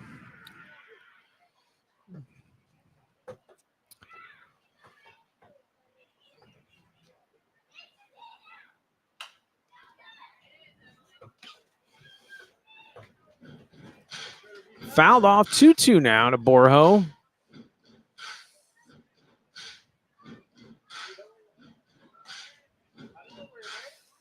The Rougarou got at least one guy warming the bullpen. There's somebody down there with a football. I don't know what that means. They're going to come in and run the Wildcat option offense. Fastball misses outside. Count goes full to Borho. The option, the wishbone and the option is the best offense in football. Guarantee if Nebraska was still running the option, they'd still be top 5. So Tovar goes 3-2 Ched, freezes Borho, and get your reintroduction to the great Yuli, the franchise Tovar. Reverse K. I expect nothing less. That's, of course, how Yuli would come back. Just pumping strikes. Tovar against Josh Shelley now.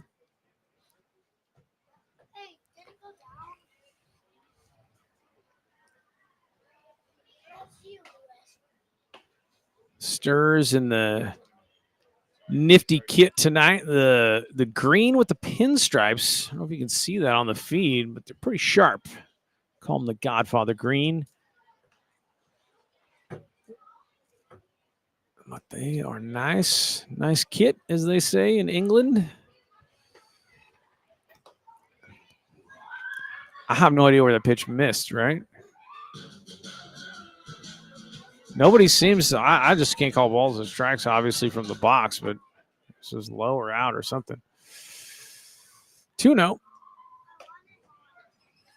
1-2.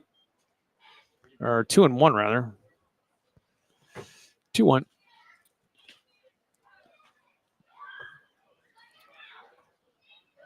So Tovar in the kitchen cooking up nasty things. Outside corner to Shelley. And I'm in the same boat. I'm in the same boat of that as I was with Parker Coley, because we've got rung on some very wide, fat corners. 2-2 now. Tovar brings the cheddar, and Shelley bounces it foul. 2-2. Do it again.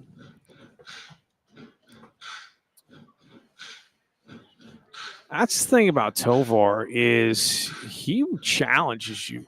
It's heat on the hands. He's got the the cheddar to make you respect it, respect the fastball. If you're not getting up for that, it's by you. He bounces the slider, and then everything else works off of that. But in the old school philosophy of establish the fastball, full count. Frankly, a pretty good layoff by Shelley. 2-2 slider in the dirt, many times an out pitch.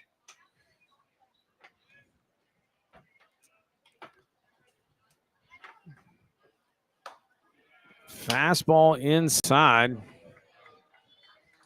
And he loses Shelley on base on balls.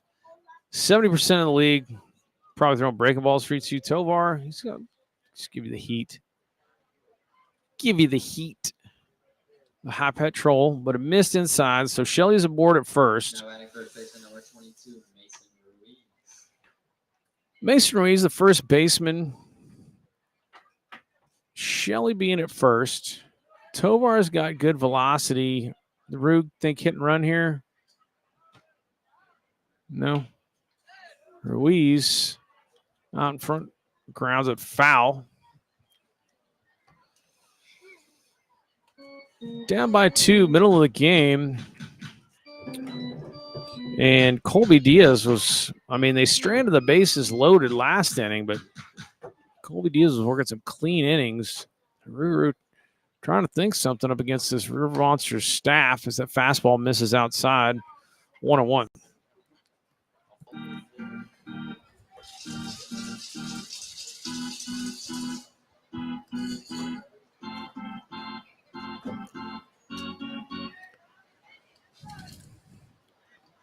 So Shelley doesn't look like he's going anywhere. Not a substantial lead. Fastball's outside. So it's 2-1, and I gauge my substantial lead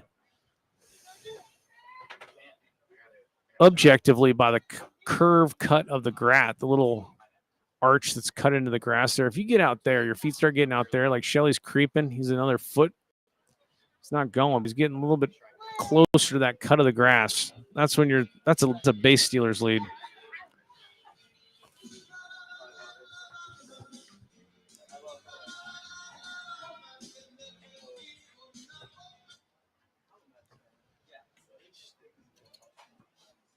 Two now. And Tovar, another K. Yuli Tovar loves seeing you, dude. So 2 Ks for Tovar. Hard, harder, and hardest with good break and stuff.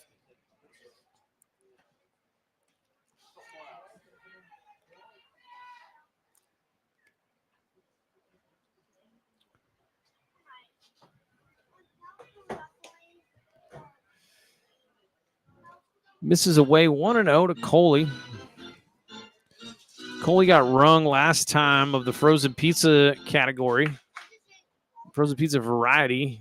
Did not agree with the call, but I agreed with the call in the conventions of the zone that's been established by this umpire tonight. If it could be called established, it's been wide. 2-0.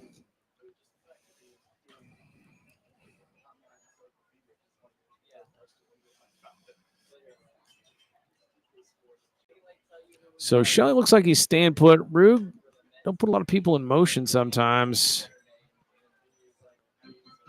Like 3-0.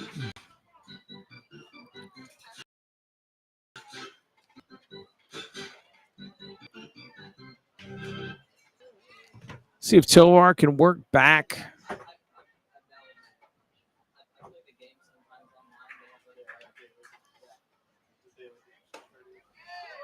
He's not going to call that a strike. All right.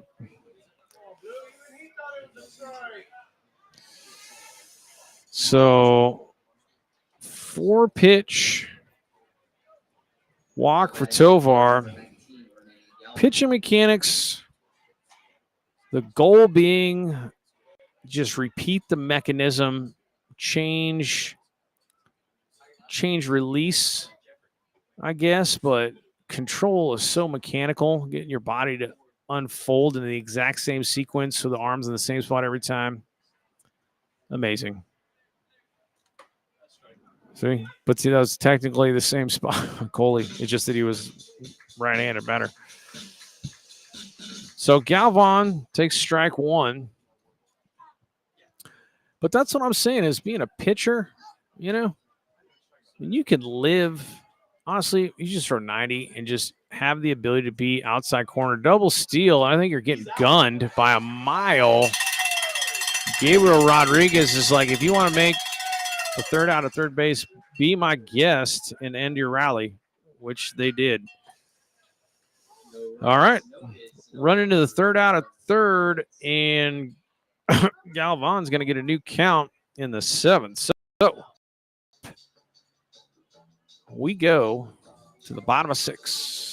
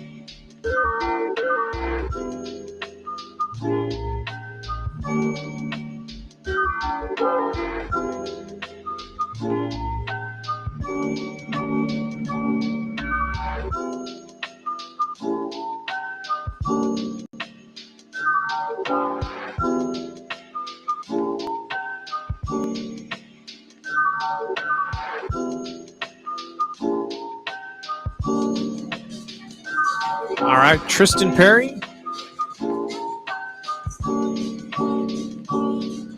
Side slinging right-hander out of Pearland, Texas, goes to the University of Science and Arts, Oklahoma. So I don't know if that's University of Oklahoma, and he's just in that division of that school at OU, or is that's what it is. But Tristan Perry coming in to be Austin Strassner, the newest Vaquero.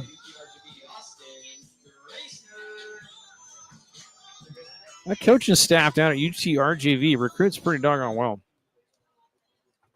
The Valley doesn't get scouted enough. Guys like Tovar down there ringing people up. Yuli, the franchise Tovar. Side slinging fastball from Perry on the outside corner for a strike. Strassner likes to see pitches. I love it. See more arm slot.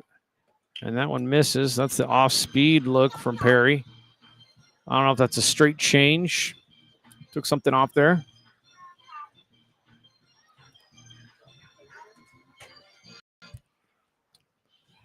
One on one. This ball outside corner, same spot. Strassner cuts it loose 1-2.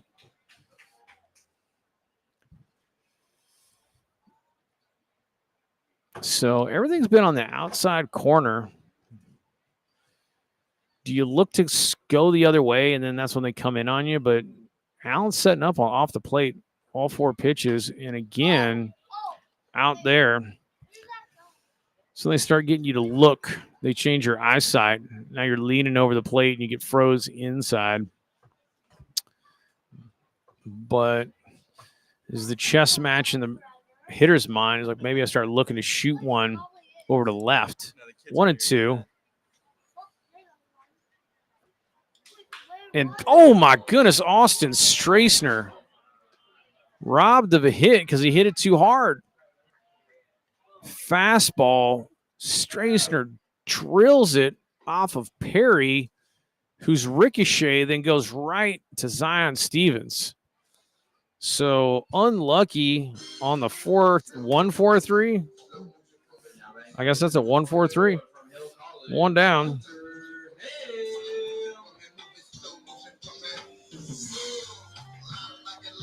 Hunter Ham,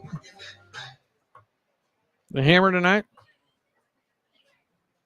1-for-1 with a walk.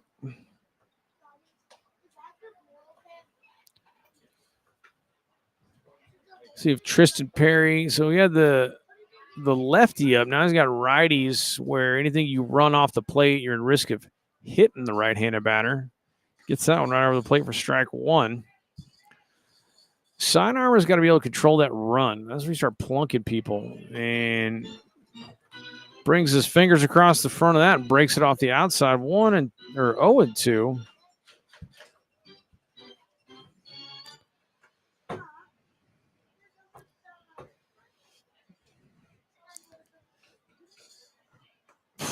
Nasty side slinging breaker gets Ham. I don't know if this is true. I'll have to ask Straisner, but left-handed batter myself. I saw right-handed sidearmers better than anything. A conventional guy over the top, I probably didn't see as good as I saw a guy's sidearm or who had a dropped arm slot. I don't know why that was. It just seems like it was more in the eyesight or something. Straisner saw it and lined it up the middle, got unlucky, and then Perry comes back with some side grooving. It's a horizontal break they measure these days. Pretty significant horizontal breaking balls and gets Ham. 2 down. In on the hands of Camacho is Alfonso Macho Camacho. It's down 0-2. Camacho 0-for-1 walked, but his fly ball was with the bases loaded, and he roped it. Rene Galvan made a single misstep in the wrong direction. It probably gone over his head. And he roped one to right field last night, and that was his triple. So we know Macho Camacho has good power to all fields.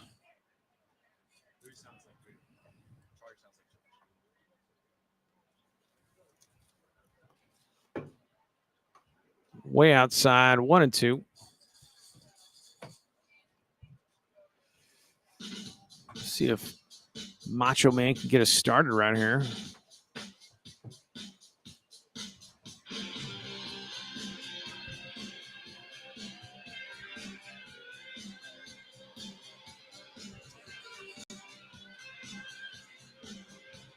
So we think this camera doesn't work right here?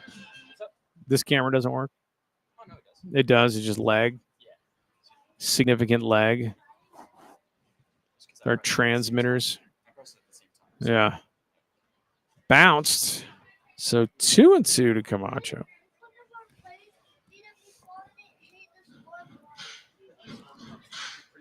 Alfonso Camacho. I just got a feeling about the Macho Man. Feeling he's going to get a hit. 2-2, 2 outs. Tristan Perry. Pearland's own.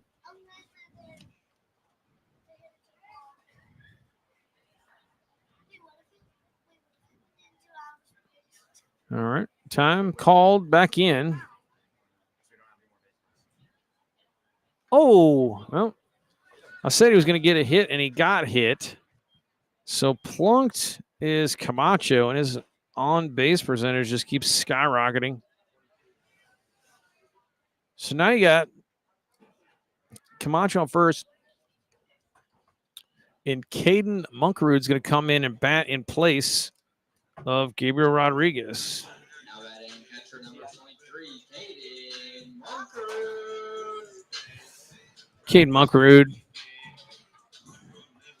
Good emotional leader, the River Monsters. Not the best start, not the ideal start. Sturs had some team meetings. He's like, hey man, this is baseball. Have fun. You know? And Sturs picking it up here. Couple wins. Road win. 1-1 here in the second half. Fastball's outside. Ball 1-0 to Caden. Big hole on the right side. Problem you got with a guy with Tristan Perry is exclusively looking that way as his tail gets in on your handle. Essentially, to inside. Well, that's the problem. He jams him. Oh, and it gets through Shelley, the ghost of Smokey Joe.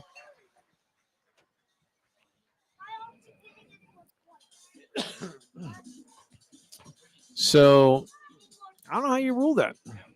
Let you rule that how you want. Official scorekeepers.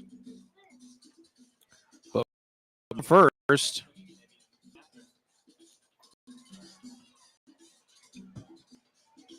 Camacho at second. This will be Dakota Howard.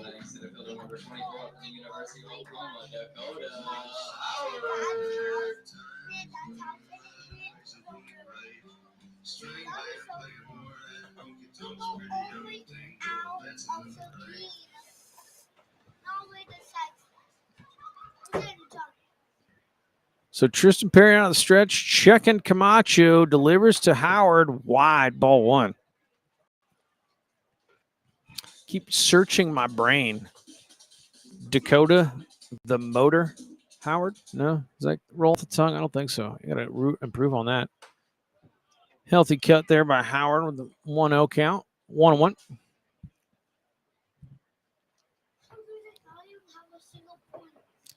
Oklahoma good baseball program. One of their alumni, Valentino Pascucci, who I mentioned before. Oh, driven the other way by Dakota Howard. They're going to wave Camacho, and he runs well. There's going to be at the place. Borjo up with the throw, and Camacho is safe. RBI single, Dakota Howard. Heck yeah. Scoring from second on the hit. Camacho, RBI, 2 bibbies for Dakota Howard tonight. Good base running, good hitting. Announcer Sean Galloway. And whether you consider that earned, I don't know. It just depends on how you scored the Shelley play, because I don't know if he's going to take the hop and then feed Camacho, or if Camacho was already there and he's like, I have to take this hop and try to gun Monkerud at first. Monkerud's, I mean, it was a jam shot up the middle. Probably should have been an E6 on Monkerud's.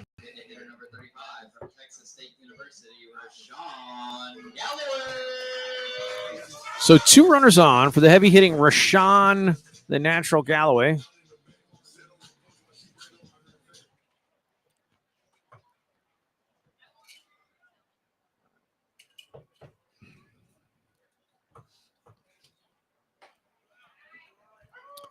Fastball over the outside part of the plate for strike 1.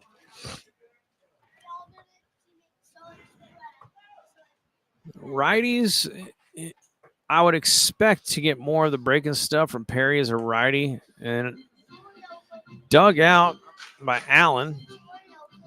1-1. Perry does have a good fastball. I mean, that's the game. Fade it away from you off the plate or run it back in with a bunch of tail on your hands. But then that poses everything's running out of the zone. So you have control issues unless you run it back over the fat part. So big chopper over to Zion Stevens. The play is going to be to first, and he makes it. But we get a run on a big 2-out hit by Dakota Howard. Nice piece of hit in Dakota Howard on a 1-1 count. And the Sturs are up 3-0 as we go to the top of the 7th.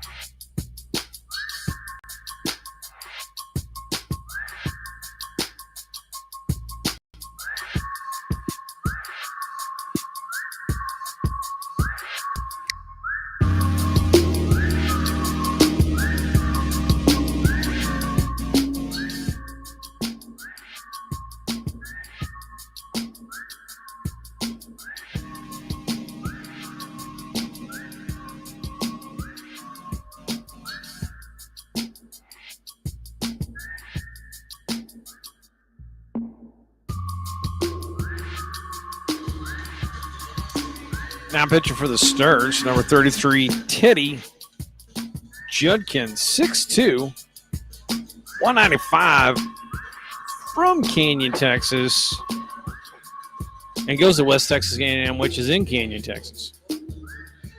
And I don't know if they've changed that field out there. Lubbock Christian had the joy of going down to West Texas A&M. I was shagging fly balls out and left, and dude hit a line drive during batting practice. Essentially bounced, the cut of the grass where the shortstop is. It bounced on the grass, what would have been a normal single, in front of a left fielder. That ground was so hard and dry, it catapulted the ball over the fence. I was like, this field is dangerous. I might get my face taken off.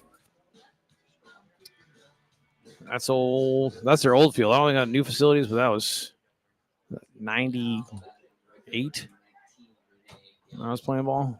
Good grief. All right. Teddy Judkins in. Going to face off against Renee Galvin, who gets a fresh count because of Gabriel Rodriguez hose job. Busted out the fire hose and just blasted the building and put out all the flames. Oh, Teddy Judkins in on Galvan, and he jumps out of the way. 1-1.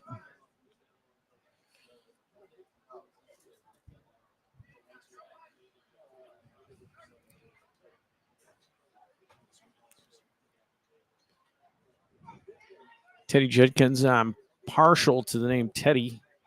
Oh, fastball up and in, and Galvin's going to give him a look and kick some dirt out there. Okay.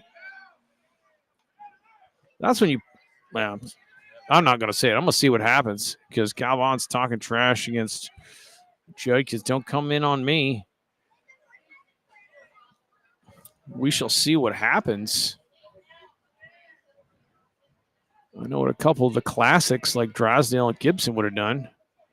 Let's see what Judkins. He's throwing strikes. Fastball's up, and Galvin's still staring him down.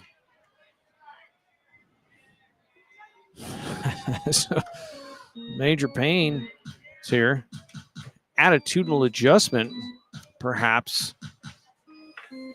Galvan walks. And this is Lane Hutchinson.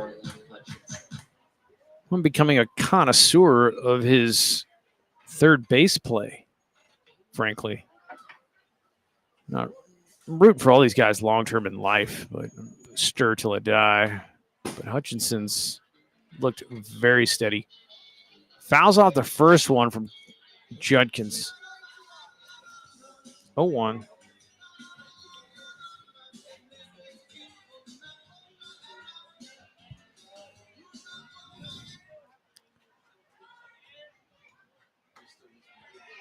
So that's up 2-0. Or no, 1-1 rather. I'm sorry, 1-1. So this is Judkins' first appearance. He's new to the Stars as of a couple days ago. First appearance for the Stars. Sometimes guys will overthrow. You don't know all your teammates. Everybody's looking at you. What's he got? And I would honestly tell anytime you get a new dude, be like, look, man, don't overthrow the fastball. All right. First outing, which is hard to do. It's naturally you're amped.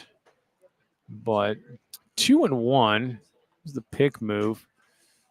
Just throw strikes down the zone. Don't worry about what you are on the radar gun.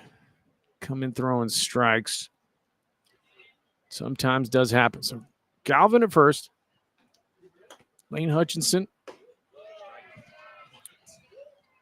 That was a strike against Ham a couple innings ago. 2-1.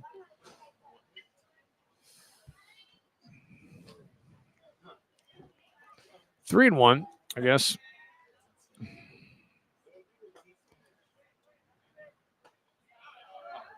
He's going to bring Hutchinson back on that one. There has to be a rectangle somewhere that signifies a ball over the plate. 3-2.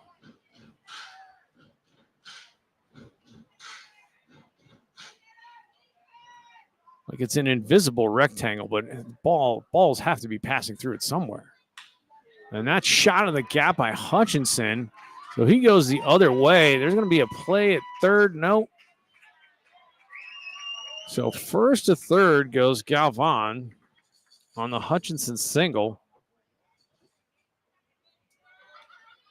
See what they do here. Hutchinson was on a couple times. Didn't show any inclination to be stealing a base. And this is the catcher, Carter Allen. Meeting at the mound here. Heads up by Caden Munkerud in case Tony Perez wants to get another arm warm. And also talk to Mr. Judkins. June 29th, 1961. Willie Mays, rest in peace, becomes the fourth player to hit 3 home runs in a game twice in a season. That guy was pretty good.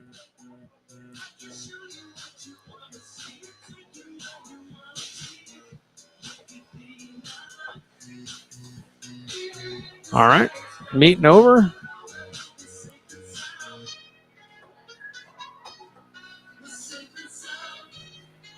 So it's going to be Teddy Judkins against Mr. Allen, Mr. Carter Allen, with Hutchinson at first, who I don't think is going to be running. I could be wrong. First and third change things, and Judkins is up. But maybe part of the is, hey, man, don't sweat it, don't overthrow. He's got good stuff. He's popping the glove. He's up there. Not a junker. He's a heater. Inside. So control being the issue right now. I'm saying this is a pretty pivotal batter. Trying to find the high leverage point in the game. 3-0 lead, nobody out. This feels like might be it. And Tony Perez, very astute when it is time to make the move and not stick too long. It is summer ball, give a guy a chance. But Tony Perez, of all things, is an outstanding manager, understands the game, and is trying to win the ball game. So 4-pitch walk, all of them up, and all of them fastballs, I believe. And here comes Tony Perez, and he's not going to stick around to see what happens. And Teddy Judkins is probably a fine pitcher. Could be your first appearance jitters where you're overthrowing. But he's going to go to the bullpen, get somebody in. You got a 3-run lead. You don't want to see it go away. And we will take the break. As who's coming in here? Let's get a number. Got this.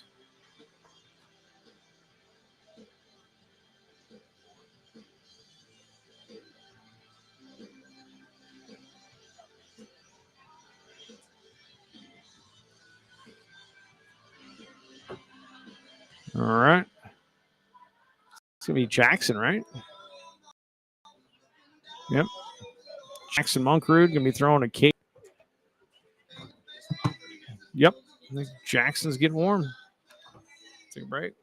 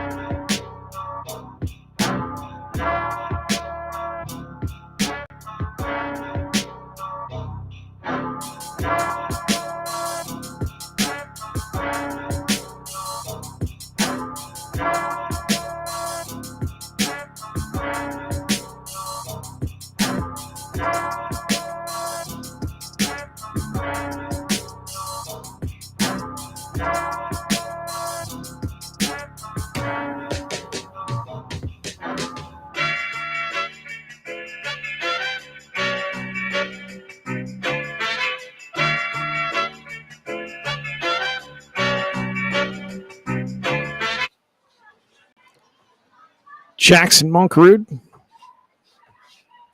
up against LSU Tigers. They're with the bases juiced and nobody out. Big spot in this ball game. The back pick, very close. Watch yourself with Gabriel. Well, that's not Gabriel. It's Caden. Caden Monkerud will gun you too. So 1-0. Jackson throwing to his brother. Runners right now are Teddy Judkins. If you can somehow, that's a nice pitch. Jackson Monkerud works corners, changes speeds.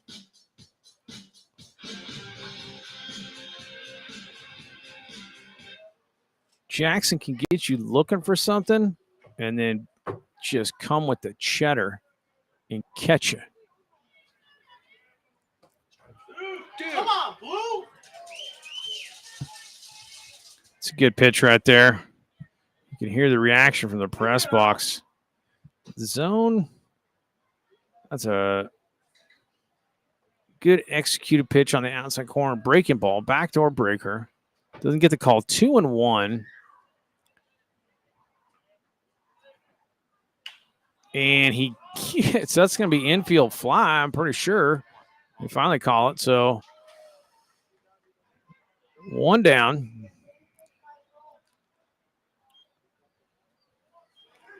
Big out. Good as a K. Nobody advances and you get 1. This is going to be Zion Stevens. So whatever the call was on the outside backdoor breaker, Monkerud cashes in and out. Now batting second baseman number 7, Zion Stevens. Jackson gets out of this one. He earns the name Houdini. Want him to do it.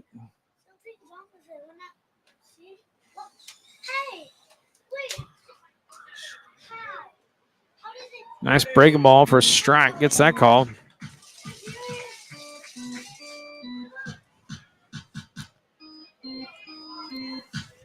Oh, 1 to Zion Stevens. Zion Stevens tonight. Over 3 Ks. It's off the plate with a breaking ball.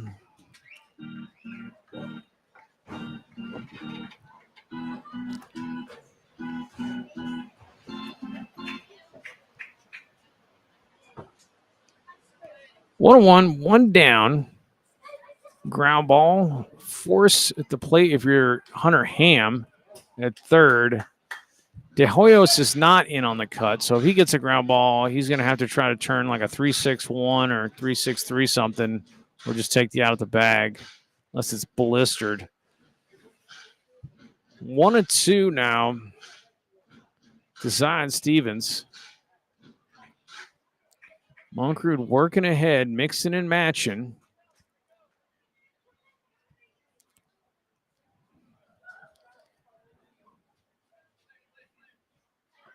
Nice block, Caden Monkerud. It's where when you got brothers who've thrown to each other their entire lives, he knows where they want their pitches. 2-2 now. One of the breaking ball down. See if he'll chase. You're heading the count. 2-2 now. Nasty breaking ball. Jackson Monkerud. So Zion Stevens, golden sombrero. That's a tough one, but been some good pitches against him. 2 down now. Just a dirty breaking ball. Good stuff from Jackson Monkerud. Now, this is Mr. Borjo. Borjo singled in the first, walked, and he got, I believe, got doubled off of first by. He walked and they got doubled off of first by Shanner. So he's 1 for 2 tonight is Borjo. And it's 1-0. Fastball. All right. Thank you. Calling that a strike. It's been a strike for other folks. All strikes don't have to be right down the middle. That's the thing about the plate. 1-1.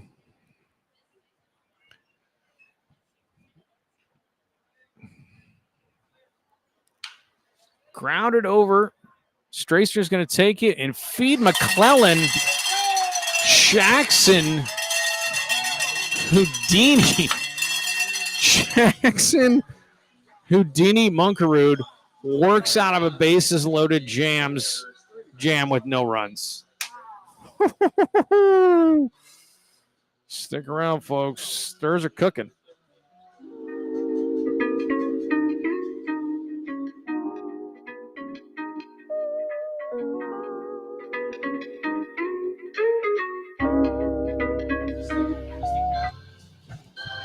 Seventh inning stretch.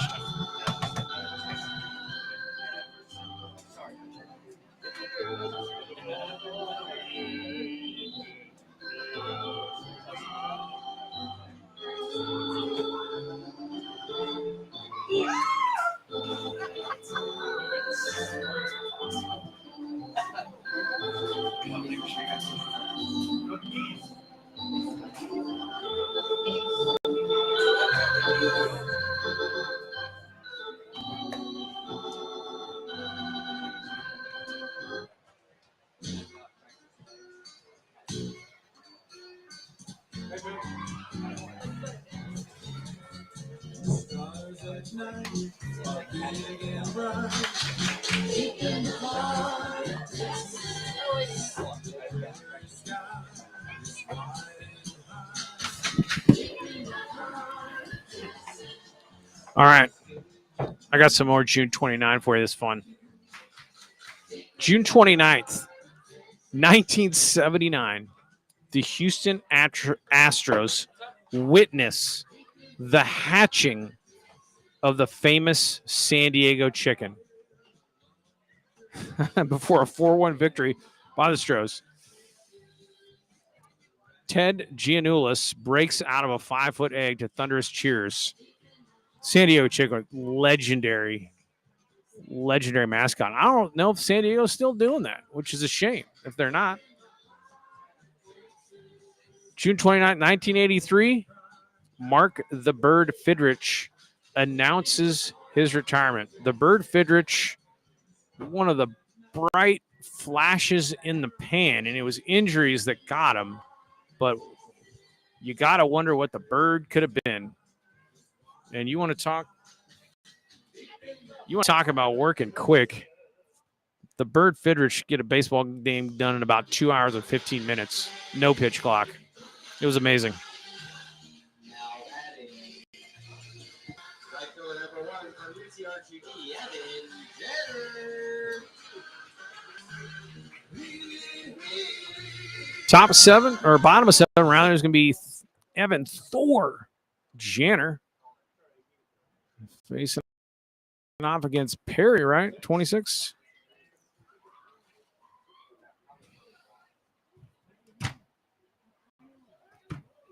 So Trista Perry out for another inning of work. We did get one off of him.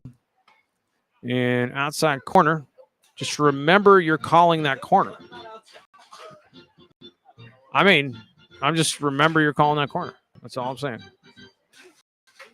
0-2 Janner.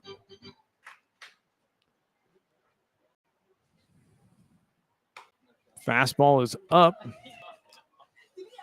Like, he called that a ball. If he rung him there, I wouldn't have complained. I mean, it's up, but I mean, there's high strikes. Everything doesn't have to be belt high. I don't know how high that was. I would go ask Evan our game, but good piece of hit by Evan Janner on the back foot breaker. Fouls it off. 1-2.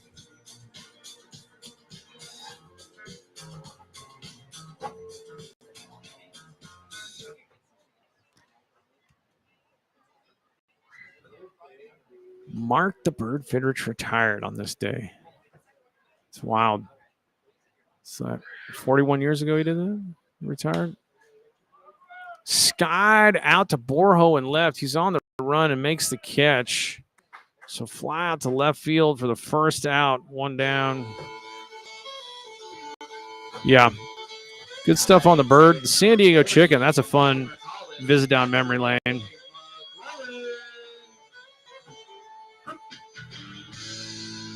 Patrick McClellan, San Diegan.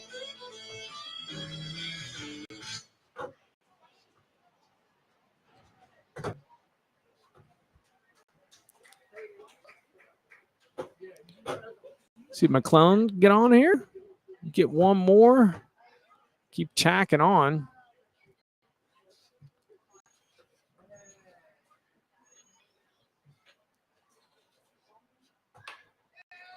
There's that Perry breaking ball. Big horizontal side breaking ball off the plate for ball one.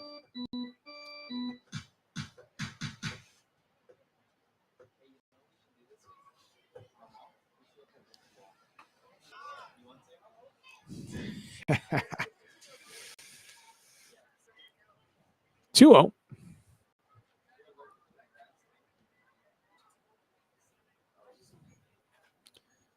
Perry out of the stretch.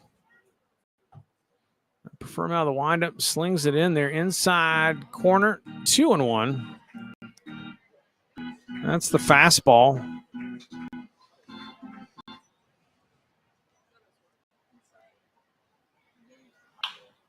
Hit hard by McClellan out to left. Borjo going back on it, but he's going to have room. You're working against the wind there. Another left field fly ball. 2 down. It's going to be David De Hoyos. He's the exception to the rule as far as exiting stage left. De Hoyos got out of this field twice.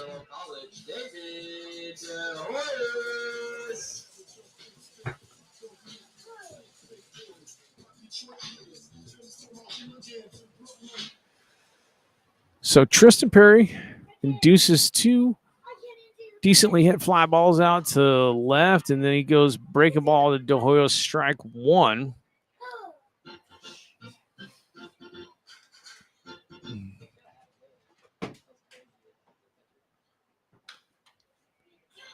Not sure what that was. If that was a change or fastball.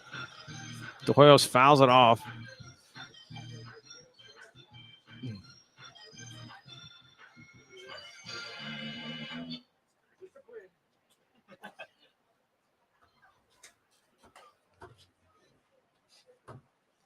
Perry misses outside. 1-2. Side armors and submariners. There is a difference. Submarine being the Dan Quisenberries of the world, which don't come around too often. Side armor of note. Ooh, and that's a difficult pitch to contend with for a right-hander. That breaking ball going away. No runs, no hits, no errors, no runs. Kent Tucklevy. The Tucklevies of the world. Tucklevy looked like he was about 140 pounds. But, man, that dude could pitch, especially in the clutch. So, Perry gets De Hoyos with a Tucklevy breaker. Kent Tucklevy. I'm saying it wrong. Kent Tucklevy.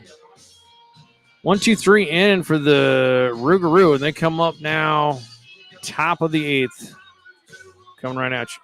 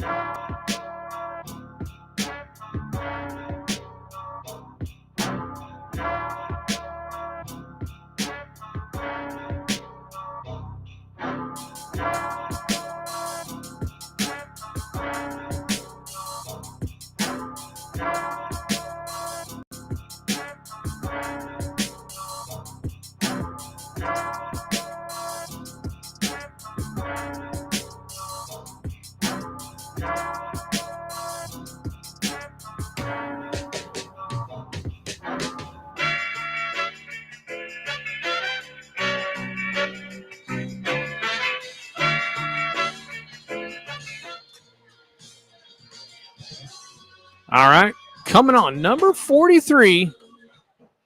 the Electric Factory himself, Garrett Thiele.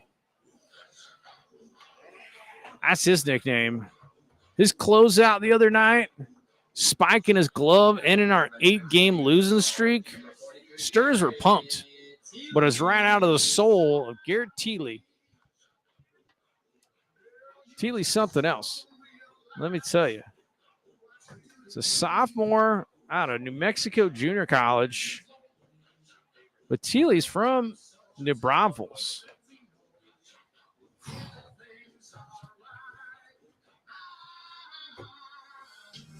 Garrett, the electric company.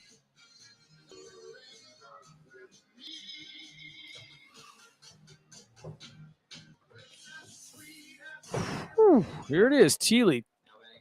In a 2-out save situation, he's going to go up against, let me get my book flipped over here.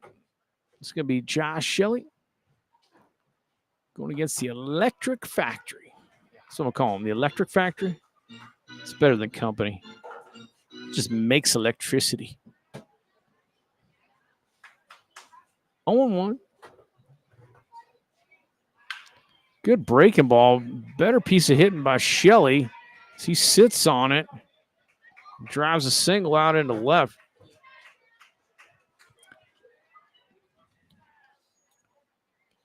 So Shelley on with a leadoff single. That's going to be Mason Ruiz.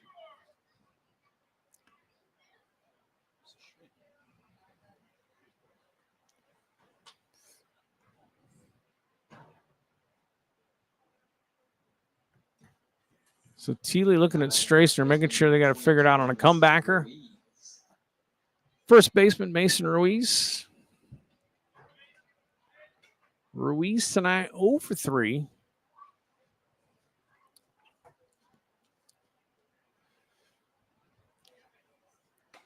Fastball in from Thiele.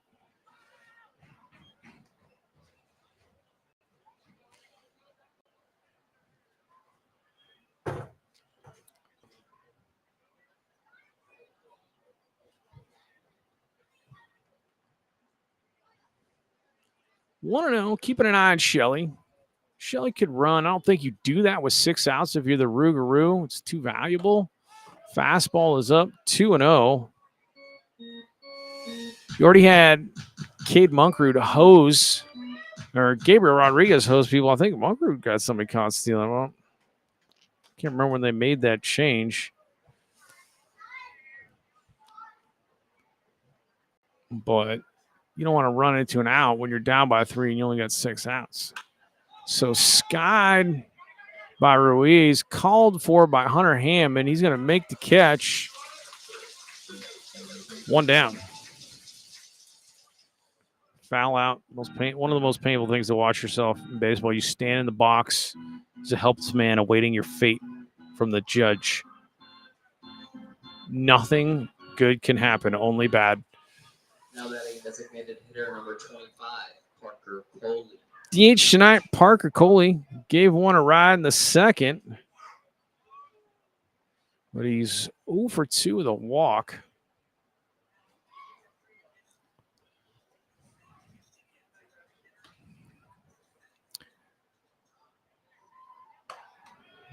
Thiele rushes it up there. Extra spicy mustard, let me tell you. 1-0. Coley, a victim of what he thought in the 5th of this umpire's possibly expanded zone on the outside corners that doesn't always seem to be there. That's a hard breaking ball. Very hard slider. 2-0.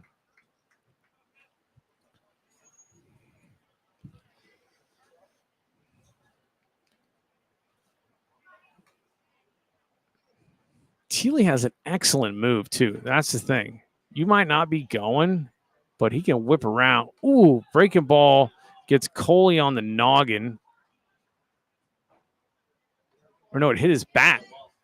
It hit his bat. I just saw it bounce and heard. I thought it hit him in the head. So breaking ball gets behind. So that's a 2-1 count. Actually a strike. Didn't get him on the helmet. Yeah. You can't train to that standard, but that's what happened. So Coley just trying to get out of the way of it. Bat was still up. It was a get your bat down. You can't think of that. It's such a rare thing. You never think of it. So Coley hacking 2-2. I remember that happened to me. And the coach was like, get your bat down. Probably happened another time in my life. Like 6 years later, you just can't think of it. Just like, don't. Just get out of the way. If it's hitting, you're going to hit you in the head. 2-2 to Coley. Nasty slider. Not going to ring him. Count goes full. Slider was low. Been impossible to hit for Coley, so right move to lay off of it. Thiele checking on Shelley. I don't think he'll put him in motion full count. That's a good idea. And now you get a look at how quick Thiele's move is. Because if you're not stealing, you might be stealing because you figure there's either going to be a swing, contact, or ball four. Might as well put him in motion. Breaking ball, skied out to Dakota Howard, who's tracking it. Oh! What happened? I don't know what happened. I think it ripped his glove. I think it went through. I have no idea. Dakota Howard was underneath the ball, camped, and it comes down. Looks like it goes right in his mitt. And the next thing you know, it kind of just like pops out, bounces off his knee to the ground, and he stands there like, what just happened? And Coley's on with an E8. So here's Renee, who was staring bullets at Teddy Judkins for his control issues. And Thiele unfazed. The Electric Factory is unfazed. 0-1 to Galvan. Thiele's still pumping strikes. And that's roped, but Ryder Janner lost it in the lights, so he's going to gun it home. No chance. Bases are now loaded. Galvan's a spicy one. When De Hoyos turned his back, he's like, I'm gonna fake like I'm going off. You can't go anywhere. There's nobody at second. He just likes messing with people. Galvin stirring things up. So here you go. Bases loaded on the single by Galvin. This is Lane Hutchinson.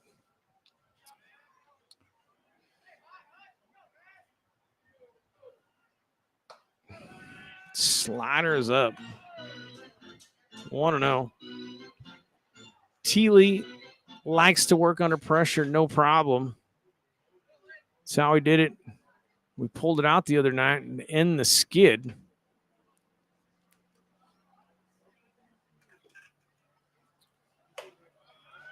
Fastball's up 2-0. So Hutchinson knows, Thiele knows, everybody knows, got to come here. Monkroot's going to just talk to him, give him a rest. That's a good idea because honestly, when you're overthrown like that, sometimes it's just heart rate stuff. You're amped, take a breather. Monkroot savvy like that. And you can ask him what's feeling best for you right now. What's the strike? What's the 2-0 strike right here? Sometimes they're like, give me the slider. Call for the slider next pitch. I'm feeling it. So, veteran catcher move by Cade Monkroot. And it's going to be 2-0 bases juiced, 1 out. Could be 2. The error by Howard. Completely just random, really. However that happened. Lights do become an issue at Smokey Joe.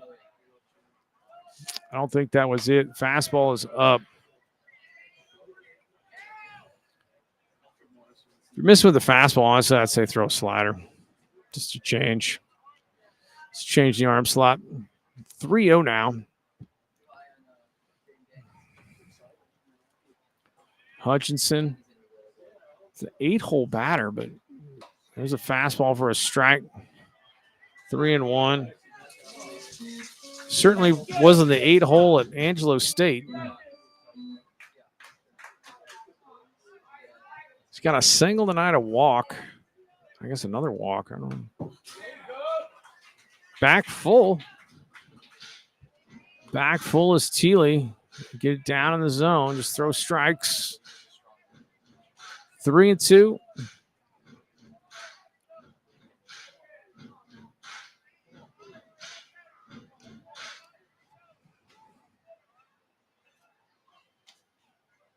Nasty. That's a difficult 3-2 slider right there. Hutchinson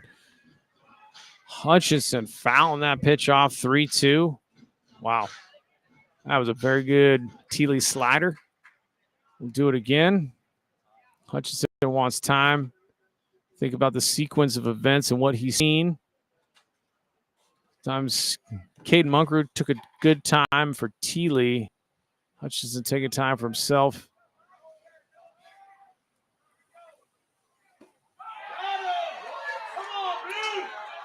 So, pretty good doggone pitch right there. The entire stadium wants it. Munkerud, if only he was set out there.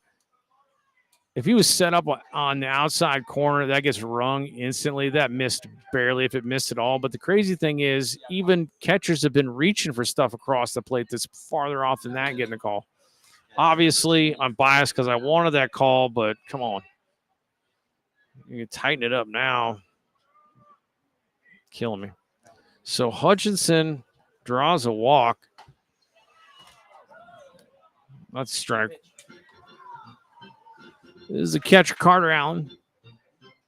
Allen tonight got a single and a walk. He's 1 for 2.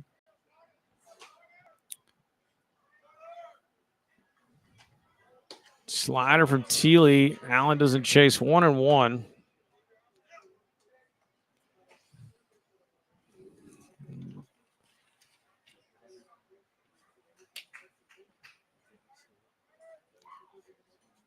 Thiele comes, delivers a slider for strike 2. And Boo's saying same spot. I mean, I don't really know the dimensions of the plate, if it's changing. It's like a video game where it just fluctuates. It seems to be fluctuating, depending on the situation. 2-2. Eastern Illinois, Carter Allen. Look up that ball program. I don't know much about Eastern Illinois.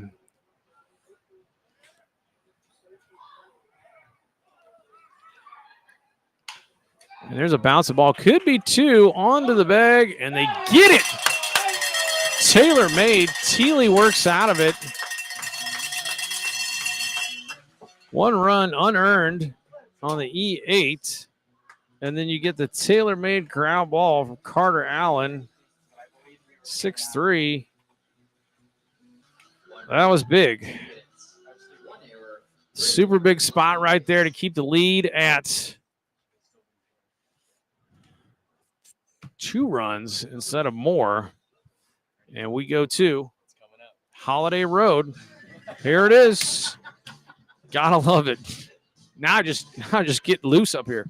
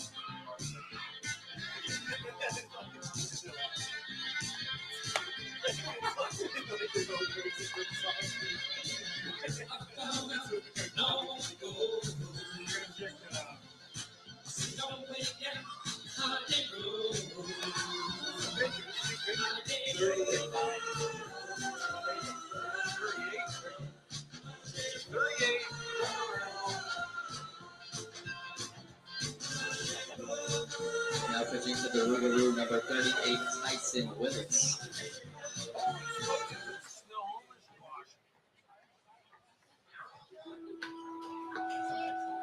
Now batting shortstop number 11 from UTRGV, Austin Gracer.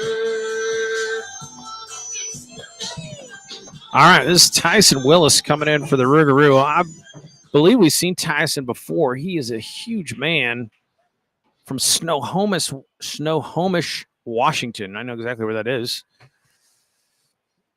Oh. Nice. All right. This is going to be Austin Strassner, 1-0. Tyson Willis. Drilled down the line. That'll be extra bases for Austin Strassner, and he's on his horse, maybe thinking 3. We'll see where the throw comes in. They're going to hold him right there. Leadoff double, Austin Strassner. Heck yeah.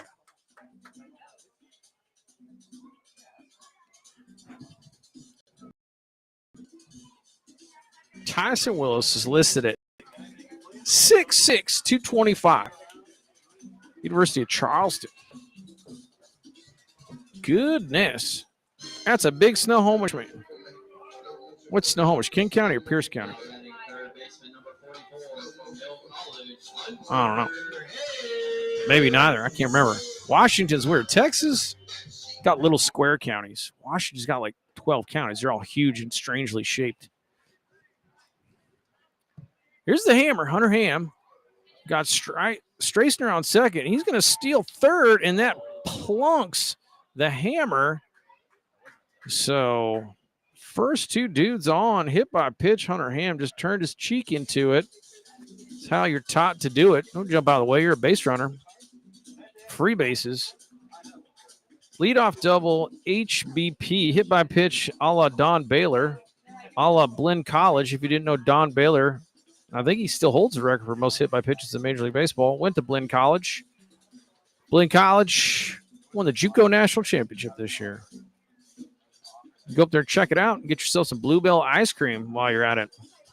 Anthony Macho Camacho. I think you're probably bunting here, but Camacho's been barreling everything. Nobody out first and second. You don't want to hit into a double play. That's how confident you are in the bat. End of the game, you're thinking one more run. I'm going to let them hit. They like it, so they're stealing anyway. And Strassner swipes the bag, and Ham didn't get the read on Strassner, so first and third. And Ham probably will be going at some point. So Camacho not bunting. They defer and decide to steal. And Willis having control issues right now. 2-0. I think we saw Willis in a closing role, and he was lights out in a game we lost to the Rouge.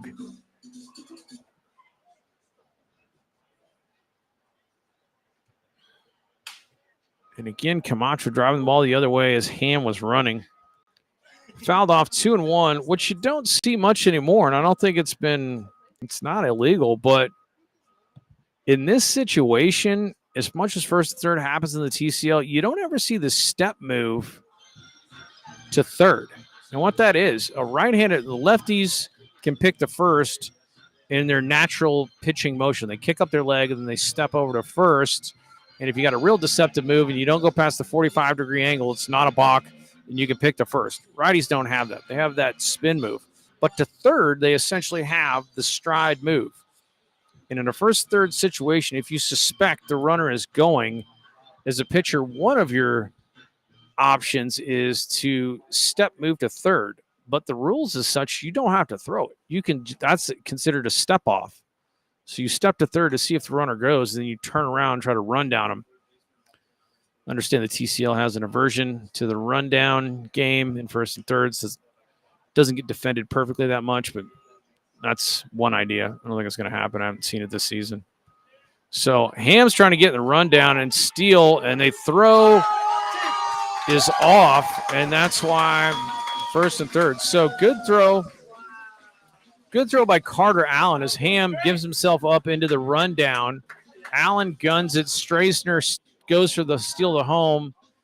And then Zion Stevens guns it because he has to, but it's to the wrong side of home plate. And that was the difference in Strassner being safe.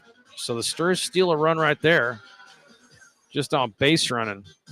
First and thirds. Nightmares if you can't defend them. Alfonso Camacho now with the guy with the hammer in scoring position. Tyson Willis, huge dude, big, nasty breaker coming from on top of the mountain, from on top of the Cascade Mountains.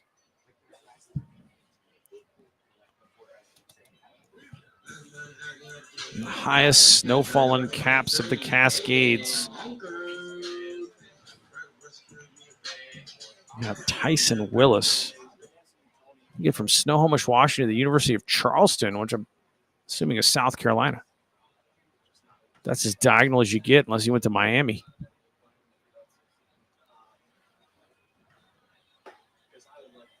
Ball's down. Caden Munkerud takes ball one.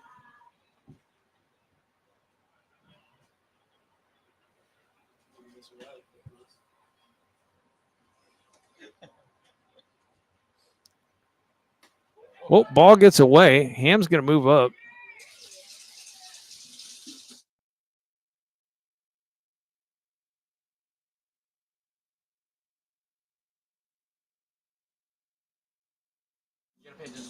Yeah, breaking ball got Camacho, so one down. That was what that was. Too self-involved with my own analogies from the Cascade Mountains. So Willis got Camacho, one down. It's Caden Munkerud working against Willis. Infield now in, 4-run ball game, bottom of 8th. Sturs trying to add on here. Hunter Ham, the runner at third. What?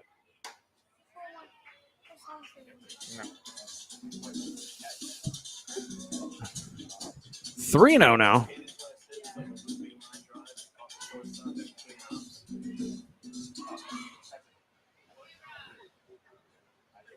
Munkerud probably going to take a look here. Big breaking ball. Where'd that hit him? Right off the helmet. All right, hit by pitch. So Munkerud aboard first and third. Probably the same game again. Let's see if we try to do the first and third rundown steal. I don't have an issue with that.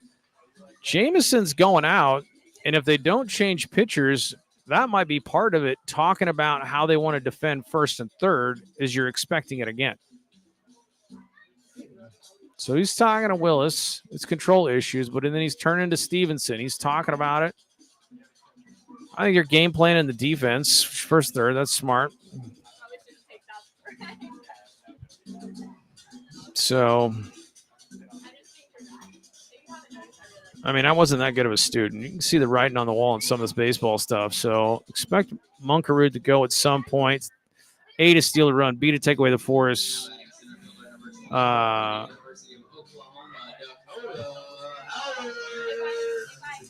So here's Dakota Howard. He's got 2 RBIs on the night.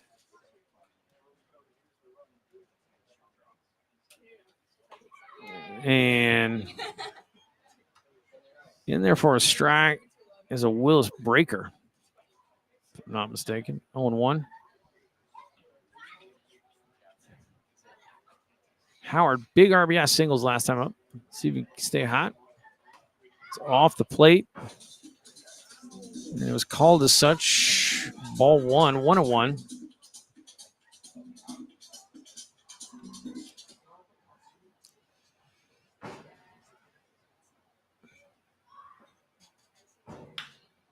Oh, my goodness. So, could have been a double, gloved by Mason Ruiz on the line out to first. And then he doubles off Munkerud, who's only 10 feet off the bag, but no chance as everybody's frozen. frozen in time. So the double play gets the Rouge out of it. But the Rouge give up one, and it's a 4-run ball game going into the top of the ninth.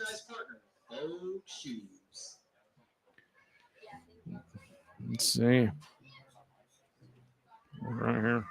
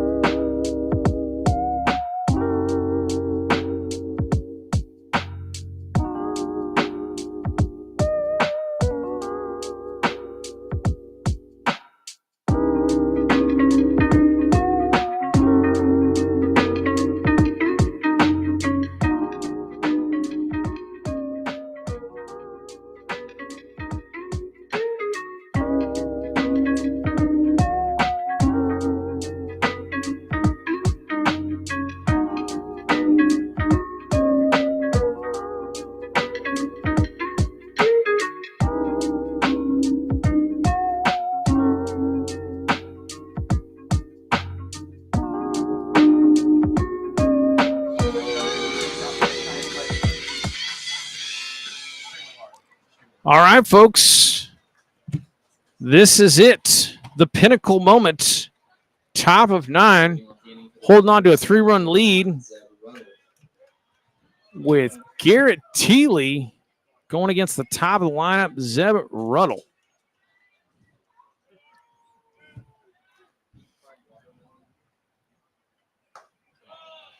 Fastball, up and away, ball 1. Miracles happen. We worked out a 1 bases loaded jam with Jackson, Houdini, Munkerud. And then Thiele only gave up 1. Makes the double play as Ruddle swings through that 1-1. So a lot of Rouge left on base. Things could be wildly different. So a hit drops here or a play miss there. But as it is, the Sturs putting Thiele on, and he's bringing the cheddar. All right. His connections with dairies and cow farmers, and he's got tons of cheese if you need it, of every variety. 1-2. Ooh. Ruddle, straight up forearm work and wrist strength, holding up on that offer. Locks it up after he thought about chasing an outside fastball. 2-2. It's that decision point with the fireballers. The split seconds you have to decide to swing or not swing are so minute, even with somebody throwing 85. Once the mile per hour gets up, you start taking away fractions of a second. Far more difficult. Outside, but too far out. Count goes full.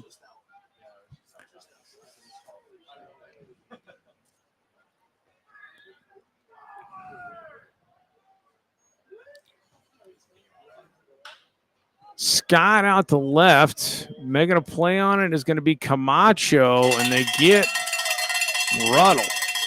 So F7, one down. The Zion Stevens. Stevens tonight over 4 with 4 Ks. You don't wish that upon anybody. But good ball player, but frankly, I want Mr. Garrett Thiele to get him out. I don't care how he does it. And if it's another K, then so be it.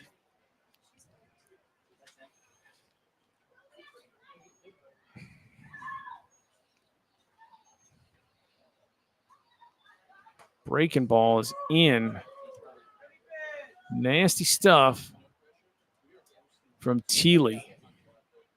He's got a little dumpster behind the mound. He just reaches in and gets nastiness. Puts on the chem suit, the rubber gloves, turns around, and just pulls out the nastiness. 1-1. And that's lined out to Evan Janner, but right at him. So 2 fly balls, 2 quick outs. And this is going to be Reese Borho.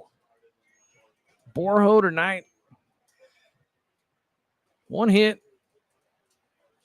1 for 3 tonight is Borho, the king of Abilene. Raised on Harold's Barbecue and Ron Engel's ribs, hopefully. Thiele trying to finish the deed. Comes inside with the heat. Misses 1-0. Garrett, the Electric Factory Thiele.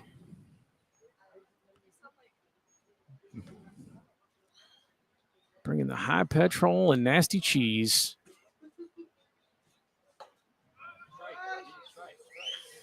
It's a high strike, really, but called the ball. Munker tried to lock the wrist down. I'm a believer in high strikes. Can't just be belt high. So the breaker misses low. 3-0. So Borho probably taking all the way considering the score. Not worth it. And it's ball 4 anyway. Down by 3 with 1 out to go. You ain't swinging 3-0. You need runners. So this is going to be Shelley. Josh Shelley. Now batting shortstop number 33, Josh Shelley. Shelley was the run last thing. He singled and scored. Jumped on the first pitch, which I believe was a breaking ball from Thiele. Went right through the 5-6 hole out in the left. And fastball for strike 1.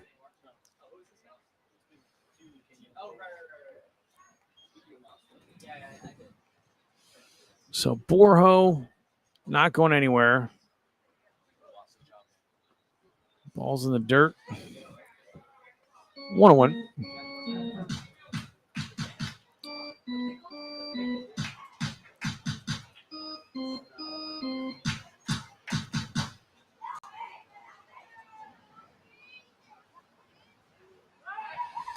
Thiele's got a great move. Borjo's not stealing anywhere. Thiele may have done that to reset. Sometimes you'll pick because you want a different pitch. I don't know if that's the case. Strike 2. Shelley doesn't like it. Well, it's definitely getting more corner than a lot of stuff tonight. 1-2. See what Thiele and Munkerud cook up here. Oh, nasty breaker, and they get him for the final out. Wait, what? No. They're saying foul ball. Because the home plate ump has that call.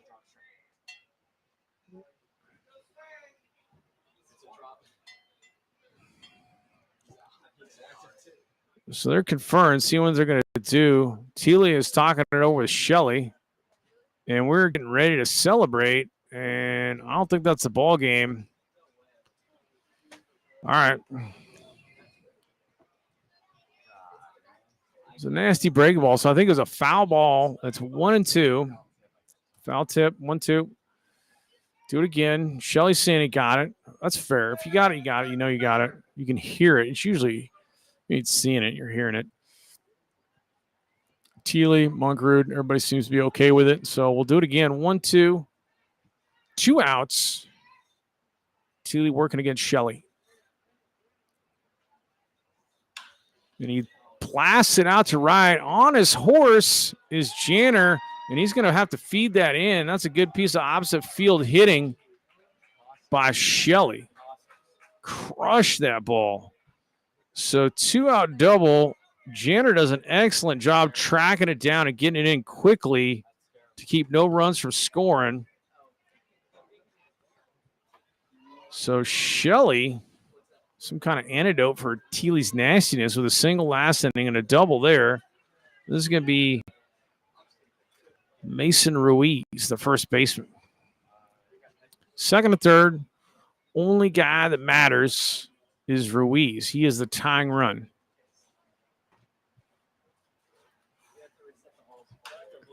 Fouls it off. 0-1. First pitch, hacking.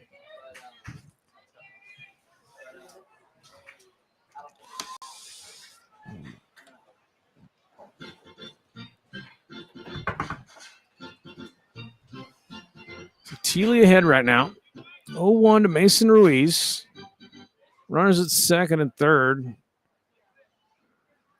Ooh, goes down and in on Ruiz. So 0-2, ahead in the count is Teely. You got some room to extend the strike zone, see if they'll chase. Monkrud excellent at blocking the ball, but frankly, the only thing that matters in this inning is Ruiz.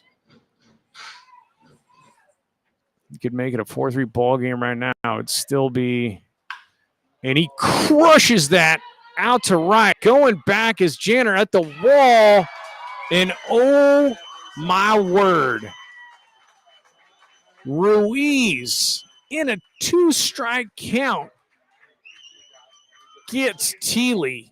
There's nothing you can say but tip your cap to Ruiz. Unbelievable. That's some Texas Ranger, like down to the last strike. So that's a tie ball game, folks. That's a 3-run bomb by Ruiz. This should have been game. It should have been game a long time ago. I don't know if it was a foul tip or not. It was a drop. It was a drop strike. It was a drop. I didn't hear any tip. Oh, I don't know what happened there, but it was the difference between the out and the 3-run homer now because Shelly doubled. And we got a 4-4 ball game. Parker Coley, director producer Louis Solis is apoplectic about it. I'm probably as frustrated, but I mean, I don't know what Monkrud or Teely were saying to Shelly. Like Shelly seemed adamant that he foul tipped it. So unbelievable turn of events down to the last strike. Ruiz has broken the scoreboard, and then Cauley grounds in the whole Straster. Ozzie Smith play on Coley's hit in the hole. He sells out on the dive, comes up gunning, and throws a one-hop strike, but Coley runs too well. So that's a single. And this is Rene Galvan. Galvan trying to get in the head of the Stirs, staring down Judkins for his wildness, and then messing with De Hoyos bouncing off of first.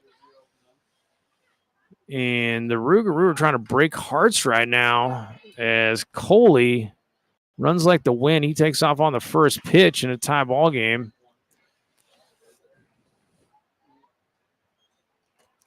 If you're going out of Smokey Joe, you're going out of right. Ruiz got all of that. It was a 0-2 count, and Teely Monkrud went fastball in. We're going to challenge because Teely does have electric stuff, and Ruiz just got up for it.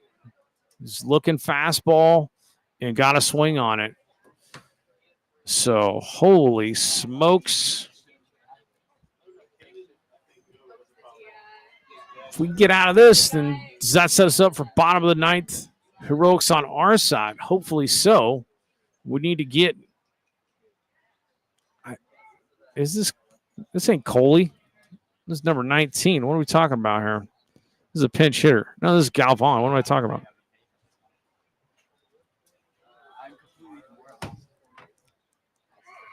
Coley's on first with a single. This is Galvan.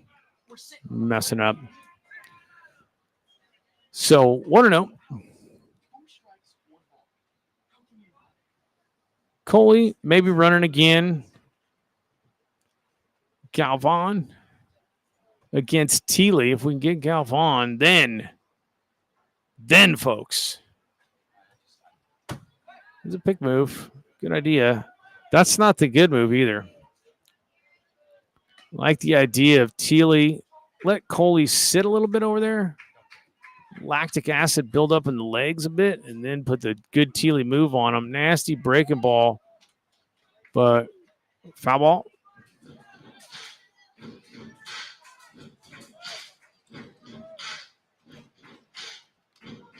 Wasn't a foul ball. It almost sent Coley's almost like, do I go back to first? So stolen base for Coley. It's 1-1 to Galvan. And there's a Thiele slider again. Well, like I said, got him. So the K to Galvan, and that does it. And now we got to can't keep track of things moving so fast. So Mason Ruiz, absolute Hail Mary, like Doug Flutie level. Like you think you got it locked. And I don't curse the baseball guys. I wasn't saying we got it locked. You got to get all the outs. But if you're the Rougarou, I mean, even a double scores 2. That's a huge hit right there. We still got a chance to win the ball game. TCL home runs. This ain't the MLB, folks. This ain't like a 20 home run season. So unbelievable. Mason Ruiz with a 3-run tying dong. Can we return the favor and rally in the bottom of the ninth against another massive human being coming on a pitch? What's this gentleman's number? I know who this is. I talked to this guy in the outfield. Number 15, Connor Wilson, Northwestern State. Big lefty. Big lefty. He's 6'3". So Connor Wilson coming on.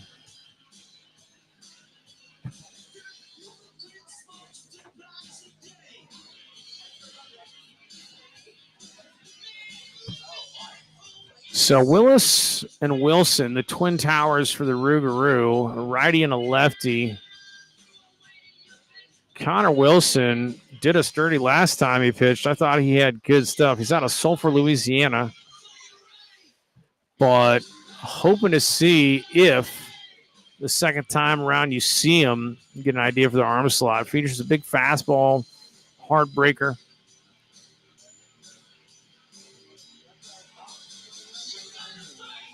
And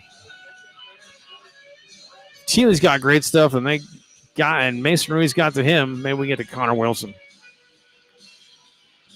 Need the rally song. 10,000 feet. Gotta fly. Get me a ticket. I wanna feel the heat. Fly over the ocean. I take you along. Like a rock man. I live in motion. We land in New York City.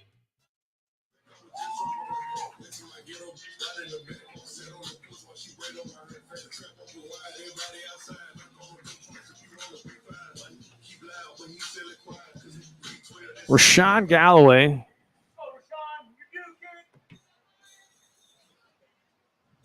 Galloway can start us off against Connor Wilson. Takes ball one down. Get yourself to hitter's count. Drive one right back up the middle. Fouled up, 1-1.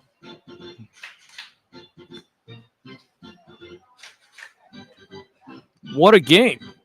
If you're sticking around, you like got up and walked away and thought maybe, it's, baseball, the baseball gods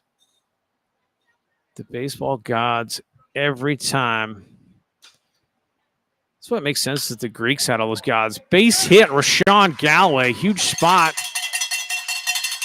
Leading off, bottom of the ninth with a single.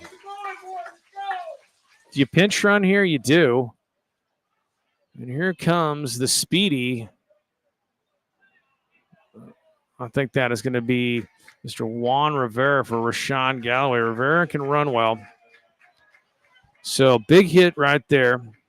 In front of your first number 29, Juan Rivera. And this is going to be Janner with Rivera at first. Not sure what's happening. Getting balls. Rivera's leading off, but there's not even an umpire. Rivera is so hyped to pinch run, he's not aware the game's not live. He's like Wilson. Connor Wilson was like, should he just pick over there to mess with him? There's no umpire right now. All right, so now we go. There's that side. He's got the step-off move for lefties. Rivera gets back on that. He's getting a healthy base Steelers lead, so you can presume he's going. If it's a lefty, you're going first movement. You can't wait to see. So it's the move. Question is, some lefties have a good move and a bad move, and other lefties just have bad moves, and it's a read move. You're waiting to see if they go, and then you pick. But the step off move was pretty quick. Ooh. And so Rivera just messing with his head, really, which works. 1-0 to Janner.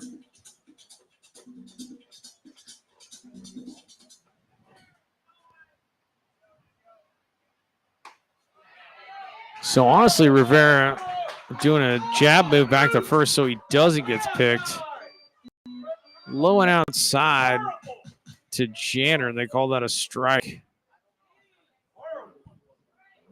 Stands are saying, well, we're saying, I don't really know where the zone is. Bounced up the middle. Oh, I think they missed the tag. They get him. Oh, my goodness gracious. So Rivera sprinting to second, runs into the Zion Stevens tag. He tried to avoid it. I think he just got to like break down and flop to the ground and hope that time takes. He tried to juke it. So double play. Erases the leadoff single. It's 4-3. 2 down. Well, I mean, McClellan can't hit one out of here. And that's bounced. Ball 1.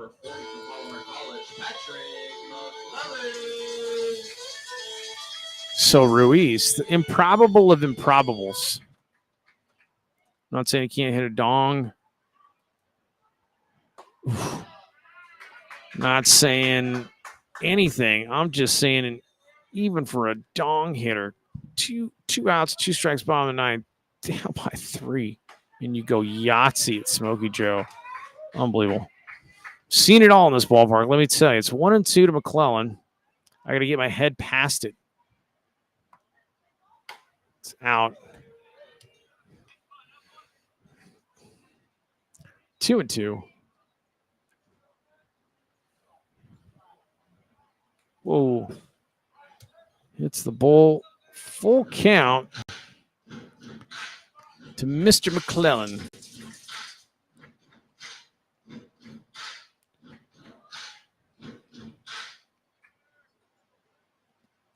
Wilson delivers. It's a fastball that misses. Ball 4. McClellan flips the bat. Off to first he goes. And anything can happen with David launch sequence De Hoyos. I don't have to tell you about the wind and Smokey Joe because it doesn't matter to De Hoyos. He's got the power to get out of this place. Any field. The wind's been kicking up and kicking down, so it's kind of anybody's guess. McClellan, inside strike 1. If Rivera's not stealing, McClellan's not stealing. You're just letting De Hoyos hit. It's not like the Dave Roberts steal the Red Sox against the Yankees in Game 4, facing elimination. 1-1.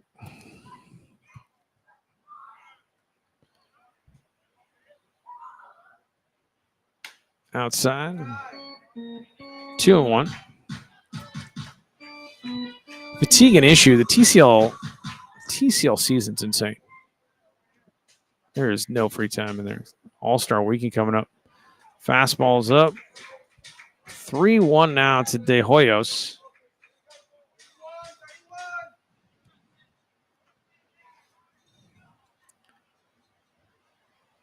And he misses with that. So De Hoyos walks. So 2 walks in a row after 2 outs. And McClellan, the winning run, getting closer. This is going to be the man. Austin Powers Straisner. International Man of Mystery. That's what I'm calling him. The International Man of Mystery, Austin Powers Straisner. Roped one, double down the right field line. See what happens here.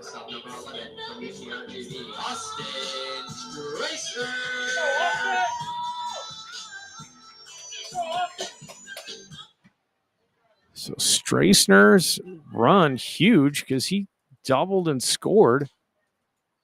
And we'd be behind by a run. So outside corner. The theoretical outside corner. It's like Planck physics. You can't see it. It's theoretical. We have sort of field theory of what the hit in the gap. Oh, no, hit through the hole. They're going to wave him. Is this it? There's going to be a play at the plate. They called the line. He saw them safe. Oh, Austin Straisner.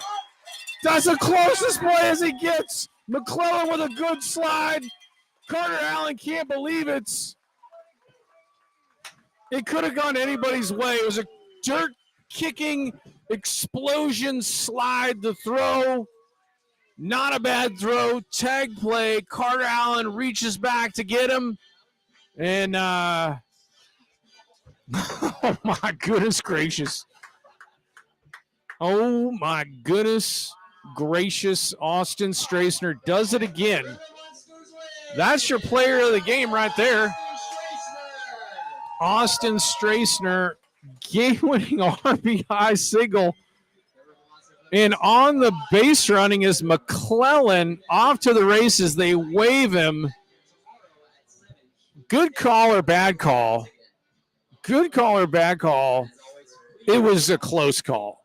And when it's a close call, you knows. That's why you send him, see what happens. It would have been a tie ball game. We'd still be going to be going to the 10th. So who knows? I was like, I'm getting out of here. I'm getting out of here. Because if he was out, you can't say it was a horrible call where like, oh, he was so out. No, that was a crazy call. I couldn't make that call. I don't know if he was out or safe. I was like, what's he going to call? So close play, he's safe. And if he's safe, he's safe. That's how the Stars win it. Walk it off. Austin Powers, the international man of mystery, Austin Straisner. Holy simoleons. I got to get on the Blazer, do some post game with Austin Straisner. My goodness gracious.